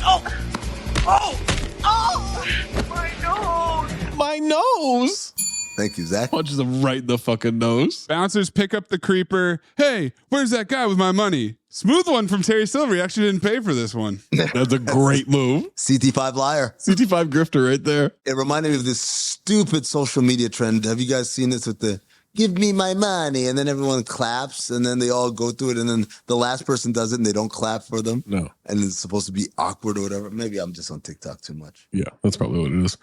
Silver and Danny run off, called it beautiful. He didn't even think. Wants to go check that guy out, and Silver won't let him. Technique and killer instinct. You got it all now, kid. Daniel runs away. You did the right thing. You had no choice. Daniel knocks on Teen Witch's door. She's busy. Reluctantly lets him in. Wants to apologize. It shouldn't have happened. Yeah, well, tell that to the guy whose nose you broke. She's packing her bags. Because remember, she leaves tomorrow for Ohio. She's like, it wasn't me. Oh, it wasn't you? Then who was it? Repeat offender Conan the Barbarian? Conan the Destroyer, actually. Mays clip the entire Conan the Destroyer episode right here. Put the whole thing in. He's Teddy Rexing. He never stopped. Talking about Mr. Miyagi and all this stuff. And she pities him, but in her pity, puts him firmly in the friend zone. She reminds him, yeah. Then she gives him, to seal the deal, the most friend zone kiss on the cheek. Oh, yeah. Well, once again, a man who can't go to therapy dumps all of his feelings and emotions on a poor, unsuspecting teen witch who's just trying to get back to Ohio in the morning. She has to clean up his mess. He says, I'll miss you. And she says, send me a Christmas card from the friend zone. Friend zone. Oh, my God, Sir Jorah. You got a deal. Thanks. Anytime. Here comes this unhinged piece of shit on the phone yelling at a night nurse that doesn't know the guy's name. Some poor nurse just trying to do her job, and this bingo won't stop berating her. Yelling at her. I want to talk to the guy with a broken nose. Say sorry and pay for it. And she rightfully hangs up on him. What the fuck is wrong with you? This guy is so unstable. Miyagi cucks his way into the background. Look at this. Look at my sweatshirt. I got some poor guy's blood all over me. Everything you taught me, I did the opposite. I couldn't have been worse. I did everything wrong. I feel like the broken bonsai tree. I'm falling apart. Miyagi shows him the tree that he fucked up, says everything can heal, takes time and patience. Make it because have strong root. Just like you, Danielson. Message! Inside you have strong root. Message! No need nothing except what inside you to grow. Message! Message! Message! Understand?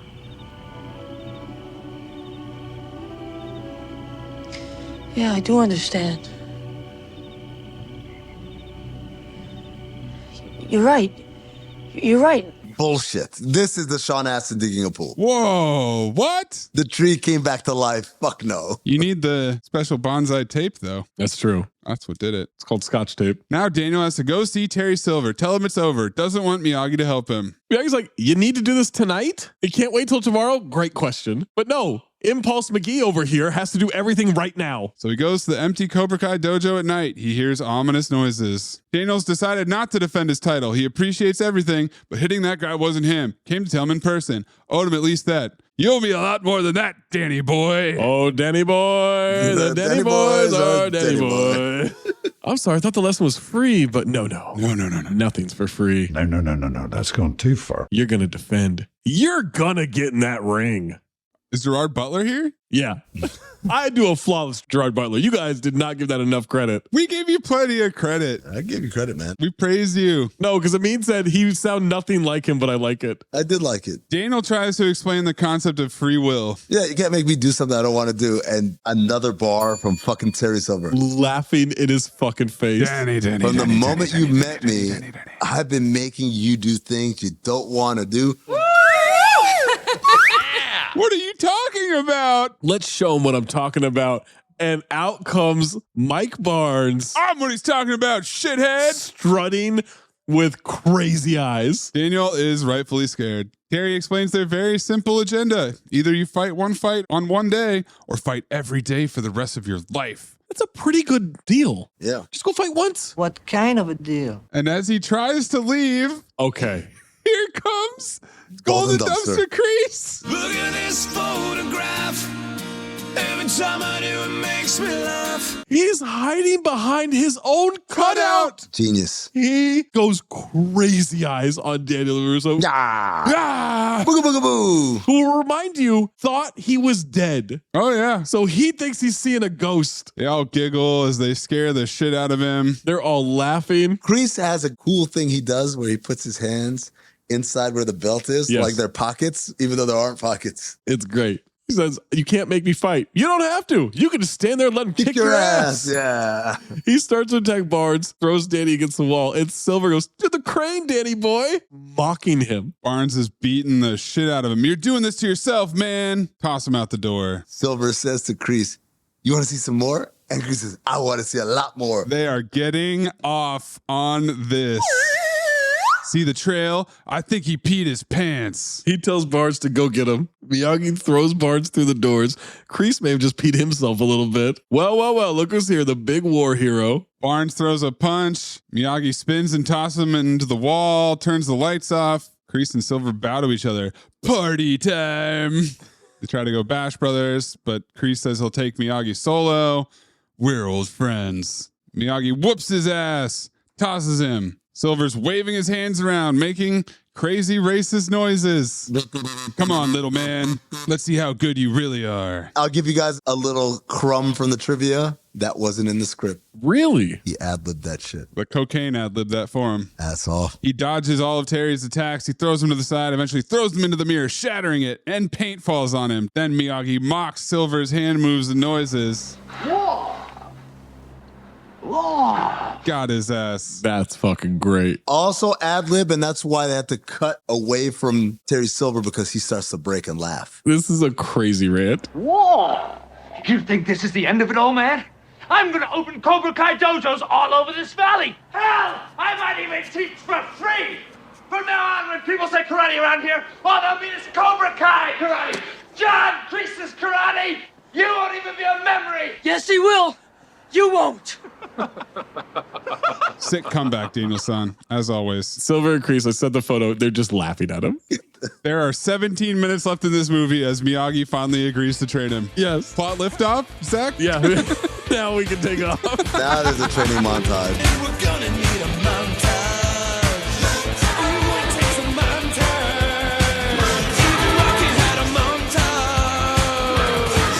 Kata for Danny. Barnes is breaking bricks. Snake fucking loves this. He went to Dan Flash's before this montage. He did. He's got the towel around his neck. He's smirking. Barnes is grunting and breaking shit and yelling and taking it out on Dennis. They go and plant the tree again. This tree now choose how it grows. So must you choose how you grow. Message. Miyagi, I have great faith in you. Understand? You understand? Tournament time. It's the All Valley Tournament. Finally. Goddamn. Barnes beats his opponent. Terry Silver wearing an ascot. Love it. He does get a warning for a kick to the groin, which is not enforced later when he kicks to the groin again. Barnes wins, says LaRusso's next. He owns him. Snake is passing out Cobra Kai shirts. Banana yellow. Announcer brings up Terry Silver of Dynatox Industries. Dynatox. What? I've always lived my life by the rule, if you get, you give. You gotta give! Hey! If he gives something and you don't give, you don't... Give to the system. For the last 20 years, I've gotten from karate. I've gotten discipline, health, self-confidence, inner peace, everything that makes me what I am today. And today, it's time for me to give back. I'm announcing my partnership with the greatest karate man I've ever known, John Kreese, opening a chain of Cobra Kai dojos to teach the same values Terry learned. Honesty, compassion, and fair play. Then Silver tells Barnes for every point he wins, lose one. Keep the score 0-0. Pulverize him for the full 3 minutes. Then in sudden death, get the point and win. I want him to experience pain. First he suffers. Then Kreese says, then he suffers some more. Crowd really gets behind Daniel-san, chants his name, announcer exposition, tactical redundancy, 3-minute match, sudden death overtime, over the top vibes. Barnes barely dips his head when the ref's like, bow to him. He doesn't bow. He immediately chases Daniel-san out of the ring. These little standoffs are so quick. Daniel runs away so much. Silver says, look over at the ope. Bingo. Barnes kick to the groin, take the point away. Snake gets on the mat and asks Danny how the family jewels are. Snake should get tossed, man. Snake's amazing. One more dick kick. He's disqualified, even though he did. Now he punches Daniel right in the chest, gets a point. Daniel throws him down. They're resetting. Barnes clobbers Daniel during dead time. Why did he stop the action? Still not disqualified. Barnes pretends to be worried about the DQ. Silver says perfect. Barnes chases him off the mat to Silver, and Silver says, now the real pain begins, Danny boy. Barnes kicking the shit out of him. He'll get up. He's too dumb not to. Get up, you pansy ass, says Snake. No point for the kick to the back. Barnes pummels his chest, asks if he has trouble breathing. Calls him sweetheart. Snake says, I love it when he pounds him. No point scored because no clean technique. What? I don't know. I don't understand these rules. This ref is clearly in the pocket of Dynatox. As time expires, Barnes is just holding LaRusso's arm and kicking him in the shoulder repeatedly. Yep. Well past the buzzer. 1 minute rest period until sudden death. Sudden death. Miyagi checks on him. Daniel-san being a bitch. Maximum bitch mode. I'm afraid. Daniel-san tries to tap out like that Italian boxer. This music is so loud right now. You can't. You must not. It's okay to lose to opponent. Must not lose to fear. Yeah, well, I'm afraid. I'm afraid of him, all right? Forget about it. Stay focused, Daniel-san. Your best karate's still inside you. Now time to let out. Oh. Time to line up. Barnes is in his face on the mat. He gets down on all fours to berate his opponent before sudden death. Get on that line, LaRusso. Come on, get up! Get on that line! Get on that line, LaRusso! You're worthless! Your swim teacher's nothing! Get up, man! You're no champion! Get up! You suck, LaRusso! You suck, man! And your teacher's karate shit! You hear me? It's shit! You're a joke, LaRusso! Your karate's a joke! And your teachers are shit! He's nothing! He's nothing! And you're nothing! I own you! I own you, LaRusso! Where's your little cat teacher now, huh? He's a phony, man! He's a fake! And he didn't teach you nothing! Your karate shit, you hear me? Get out! Get out! You suck, LaRusso! You suck, man! And your teacher's karate is shit, which I laugh so hard. That's so funny as an insult. I owe you, LaRusso. And Snake says, come on, Mike, this is what we've been waiting for. He gets up, goes to the line, bows to Miyagi, bows to Barnes, starts doing his kata. It causes Barnes to hesitate. He's so confused by this. Silver's like, go get the point, you idiot. He's looking around. He's wondering what the hell's going on. He's doing a fucking in-sync dance move. Bill Conti is going fucking crazy right now. The music is through the roof. Snake says, hit him, Mike. He's hallucinating. And I said, Snake's got a point. Hallucinating? Barnes charges. Daniel flips him, hits him in the chest, and wins. But did he hurt his hand? Landing the only hit of his one fight in this tournament? The announcer says he's the first to win 2 years in a row. Yeah, probably because he only had to do one fight for the first time ever. Grease throws a shirt in the crowd, threatens to hit someone. Miyagi and Daniel-san embrace, celebrate. Threatens to backhand someone. He goes, why Iota? Freeze frame, roll credits. Nope.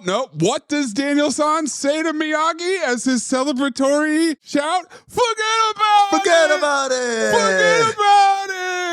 Guys, I don't know if you know this, but Danny LaRusso is an Italian from New Jersey. Hello, exposition. That would explain a lot. Italian from New Jersey might be a horseman. Forget about it. It's a horseman. In France, in the 13th century, a teenager ascends the throne. He seems calm, collected, and as it happens, drop-dead gorgeous. But looks can be deceiving, and no one is ready for the death, destruction, and chaos that lie ahead. Step inside the reign of one of the Middle Ages' most cold-blooded rulers on This Is History Presents The Iron King, available wherever you get your podcasts.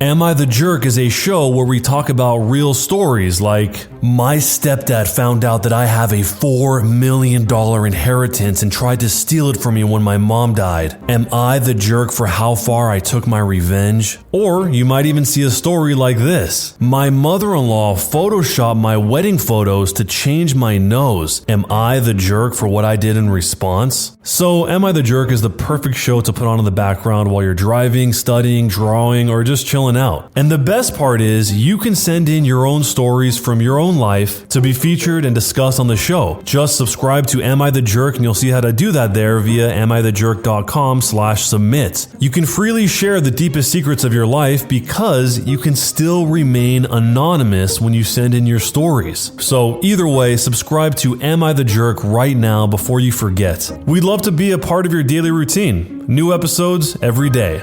Am I the Jerk? Who cares if you lose the game? You got this off your chest. I mean, it's just one night of bar trivia. One night of bar trivia is sacrosanct to us. Trivia is sacrosanct. Robert Mark Kamen had originally wanted part 3 to be a prequel, which sounds a lot like TMNT 3, where Daniel and Mr. Miyagi travel to 16th century China in a dream and meet Miyagi's ancestors. Yes. He envisioned the sequel to resemble a Hong Kong-style wuxia film and would also have a female protagonist. However, the producers balked at the idea, and Kamen was reluctant to rehash the same story all over again until they agreed to pay him a lot of money. Money. Zach, think about it. They wanted to make TMNT 3 and Crouching Tiger, Hidden Dragon decades before those movies actually were made. They're geniuses. I mentioned this earlier that Ralph Macchio has no sense of smell. And he, for fun, always makes a point to smell something in every movie he does, every role he does. Is that just for him? He always makes a point to smell something? What? That's like Forrest Whitaker with always grabbing shit off the set or whatever. Ralph Macchio's character was supposed to have a romantic relationship with Jessica, played by Robin Lively, but he asked to have their relationship be platonic because he didn't want his wife to be jealous. Oh my God. In addition, the age difference was uncomfortable because Macchio was 27 and Lively was 16. Whoa. Yes, but it's his wife he was worried about. That's what he was worried about. No, he was worried about those charges. At the time this movie was made, Thomas Ian Griffith was 4 months younger than Ralph Macchio. What? Yes. The two of them standing next to each other look like different species. That's fucking crazy. That's nuts. Hey, Zach, you like Snake, right? Oh, I love Snake. Well, Snake was played by the director's son, John G's son, Jonathan. He originally read for the part of Mike Barnes, and they actually started to shoot with him as Mike Barnes. Oh, shit. The original storyline was that Mike Barnes grew up idolizing Daniel LaRusso and came from a family of karate champions. And so he was kind of insisting on fighting Daniel LaRusso because he wanted to be the most legit champ in his family. But then my man, Sean Kanan, came in and they were like, you know what? You did such a good job reading for Mike Barnes. They created a role, the role of Snake, for Jonathan Avildsen. I wonder who created that role. Do you think it was his dad? It was his father. Yep. Speaking of Sean Kanan, while filming, he performed his own stunts, including one wherein he lunged forward and landed on his stomach for 20 takes. After taking aspirin for 4 days to deal with the residual pain, he fell unconscious. At a hospital, he was diagnosed with internal bleeding caused by a torn abdominal wall. Sean Kanan beat out 2,000 other martial arts hopefuls for the part of Mike Barnes. Quote, I wanted them to remember me, so I backed Macchio into a corner and wouldn't let up. And Kanan claims that the filmmakers described the character of Mike Barnes to him as a, quote, 17-year-old white Mike Tyson.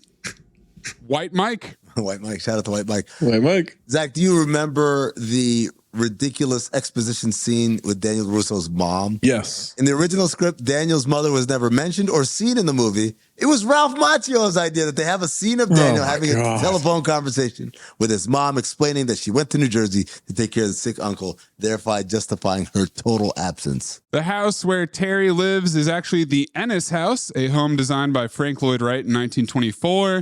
The house has been used in multiple films, most notably as the original house on Haunted Hill, but also in Blade Runner and that fraud David Sampson's favorite movie, Grand Canyon. Not his favorite movie. What, you think he just made that up to be different? The known liar? Yes, absolutely. Sean Kanan revealed in an interview that because of the injury that he sustained that Mayes talked about, he was almost replaced by Brandon Lee. Whoa. I don't know if Brandon Lee could have pulled off the crazy that Sean Kanan does. No. Paula Abdul was the dance choreographer for the film. Is that just for the scene at the downstairs? What dance? Also, I don't think she should take credit for that. No. Get your name off there. Yeah, exactly. Take your name off of that. According to Robin Lively, working with Ralph Macchio was difficult at times. He would be late to the set and or complain about certain aspects of the movie. Macchio later explained in an interview that making Karate Kid 3 was hardly the great experience he anticipated.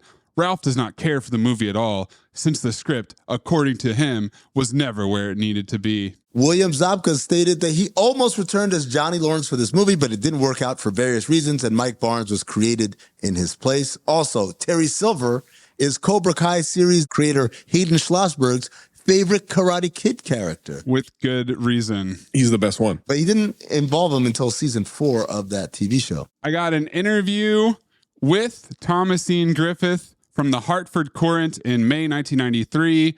He had just signed a 3-picture deal with New Line Cinema, which had made the actor Hollywood's latest, quote, flavor of the month. If the stone-faced Steven Seagal and the linguistically inadept Jean-Claude Van Damme from the, quote, next generation could be movie stars, then why not a 6'4" handsome American who can not only kickbox, but act, not to mention sing, dance, and play piano? This is the total package. He does that in Cobra Kai. I thought they had just faked it. He actually plays the piano. Wow, okay. Quote from Griffith, the comparison to Seagal and Van Damme is inevitable.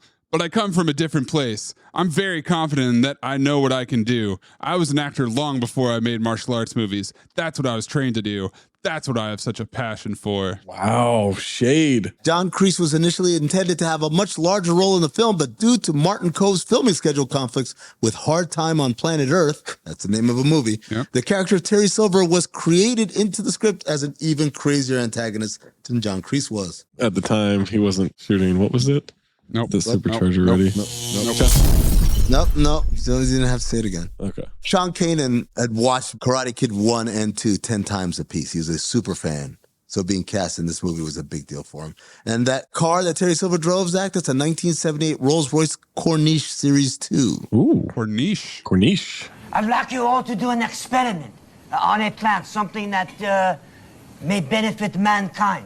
And if you devise something that's groundbreaking, I guarantee you a A in this course. Whoa, hold on, man. You firing me? You can't do that, Lionel.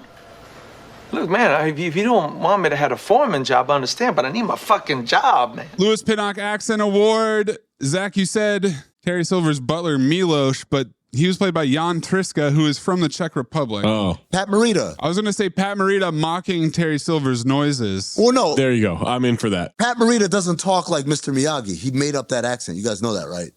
You guys not know that? I feel like it's a trap. He was in Happy Days. The dude is a regular dude. He's a comedian. He was a stand-up comedian. The story of him getting cast in Karate Kid is really interesting. If you watch the movies that we grew up with or whatever that shit's called on Netflix, they talk about it. Some shit I don't know. There was a lot of skepticism from the studio, like this guy from Happy Days, what the hell? He sold them when he came in character. And they're like, oh shit. Yeah, man, easily the Lewis Pinnock. Okay, we'll let Amin be happy here. Pat Morita. Happy Days. As Mr. Miyagi. Saturday. Let's show them who the horsemen are, guys. Yeah, we got soul.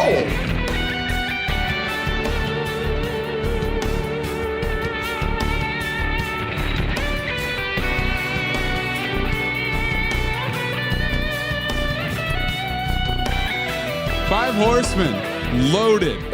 Teddy Rexing, carried by one man and one man only. Forget about it. Horrible tough guy talk. Some of the worst tough guy talk we've ever seen. 20 CB fashion. Especially pants. Racism.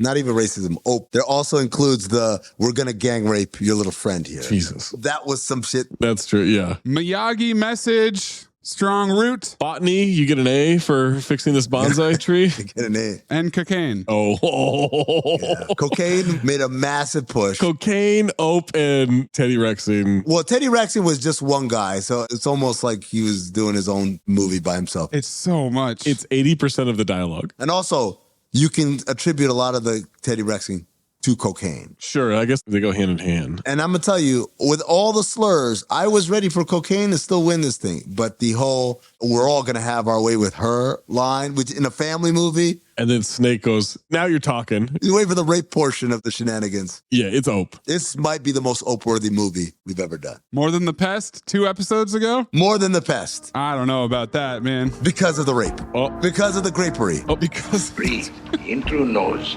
out the mouth.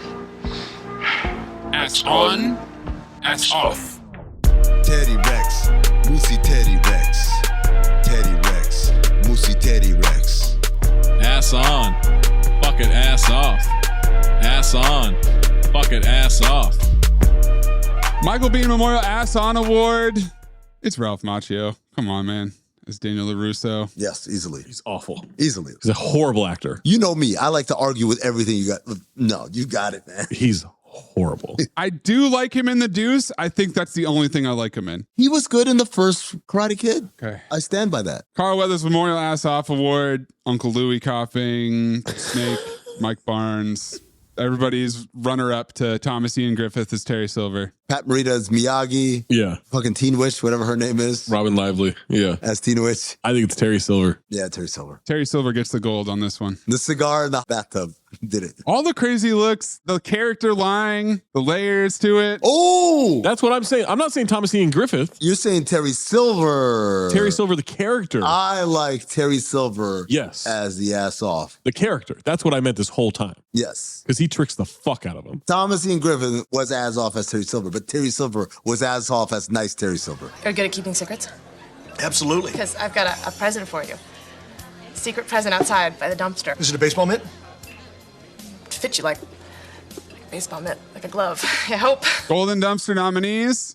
How do you know about Momona? I know. Oh, man. Barnes kicking Teen Witch right in the chest. Oh, man. Right in the baby maker. After she brings a metric ton of mac and cheese to the party. Macaroni and cheese. The Quicksilver system. If a man can't stand, can't breathe, can't see, he can't fight. And crease popping out from behind his own cutout.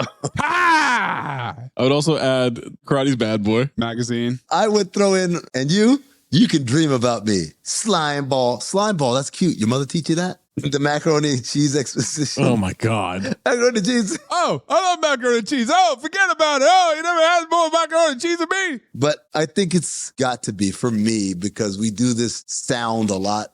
Yeah. I know. It's the way he did it, man. It builds off dirty work a little bit. Like, I know. But also, I like that Crease was like, what the fuck? How do you know about Momona? How do you know who's beside me over here? You dumbass, he sent you to Tahiti. Now. He paid for your trip. You're going to Tahiti now. Zach, what's your golden dumpster? It's John Kreese jumping out from behind his own cutout and then doing crazy faces. Oh, yeah. That is so fucking funny and so genius. As Daniel's walking out, you can see him hiding behind it. It's so good. What was the other thing we were laughing at? Snake's Throw? Oh, yeah. Snake's Throw's got to be a nominee, man. Actually, you know what? No, change your Snake's Throw. I want Snake's Throw. I fucking aired it out, man. Fucking Pat Mahomes, man. I'm going to go with the Quicksilver system. I like how they parceled it out over 3 different lessons. And it's basically hurt your opponent and then he can't fight you. That's it.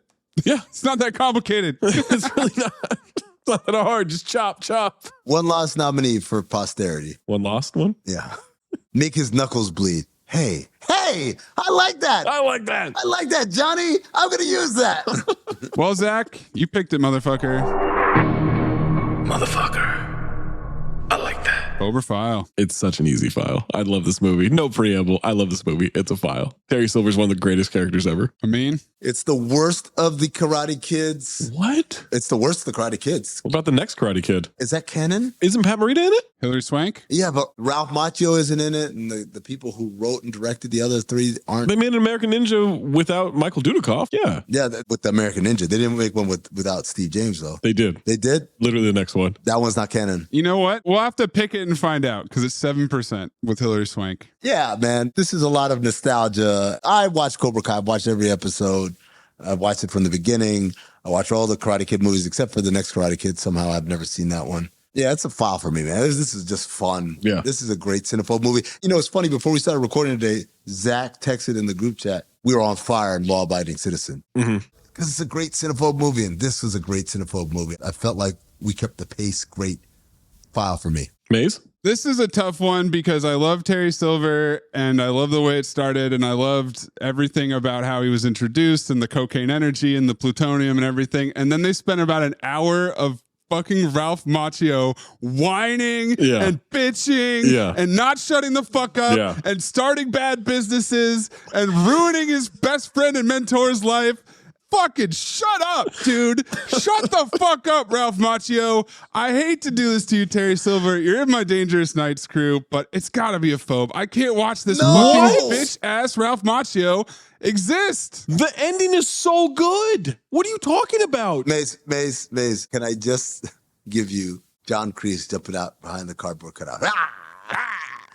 Come on, man. Oh, this should have been a sweep, man. I'm conflicted, man. If it was shorter, if there was less Daniel LaRusso. Shorter, the first 5 minutes are a recap. You don't even have to take notes during that. The plot took about an hour to lift off. Oh, but then it lifted off. And we were arguing that it could have been all the way to an hour and a half into the movie. But it still got off the ground. Can I remind you of one more Golden Dumpster nominee? Mr. Silver? What? Your plutonium deal. Fucking overreacting. Your plutonium deal is ready for your signature. Come on, man. Come on, Maze. Margaret in the chair next to the bathtub? Mr. Silver. See, that's the thing. Cobra Kai was great because it leans into Johnny Lawrence. If we had gotten the Cobra Kai version of this movie where it's like all Terry Silver and just a little bit Daniel LaRusso, I could have seen it, but no, he sucks too much. Wow. I'm sorry. I hate him. I agree, he sucks. I just think this movie's amazing. Mike Barnes is a phenomenal bad guy. He's a cokehead, yeah. They all are. It's 1989. It's 1989, baby. Couldn't get on a movie set. We got plutonium, buddy. Come on, Herc.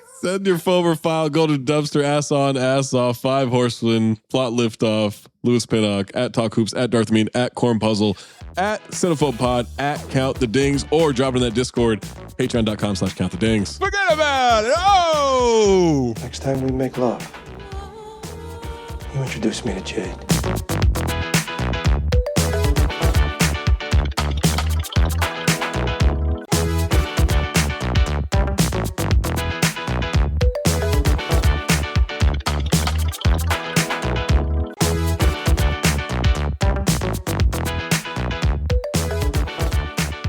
All right, I'm up next in the daisy chain. So John Kreese and Terry Silver, they're both Vietnam veterans, right? Even though John Kreese is about 30 years older than Terry Silver, whatever. Let's put that aside. Yeah. So I'm going to daisy chain off of Vietnam vets. Thank you for your service, by the way, to a movie that is connected to the biggest movie of the summer. You might even say that it's the origin of Deadpool. That's right. None other than X-Men Origins Wolverine. It's on Disney Plus and Max. Strike it off my list. It's co-written by the legend, Skip Woods. Welcome back, Skip Woods. Oh, Skip's back? Kevin Durant is here. Even Will.i.am is in here. So let's get started. X-Men movies are the only comic book movies I like. Really? Yeah. That one was especially horrible. It's pretty bad. Yeah, I remember it. Skip Woods put his fingers on it, man.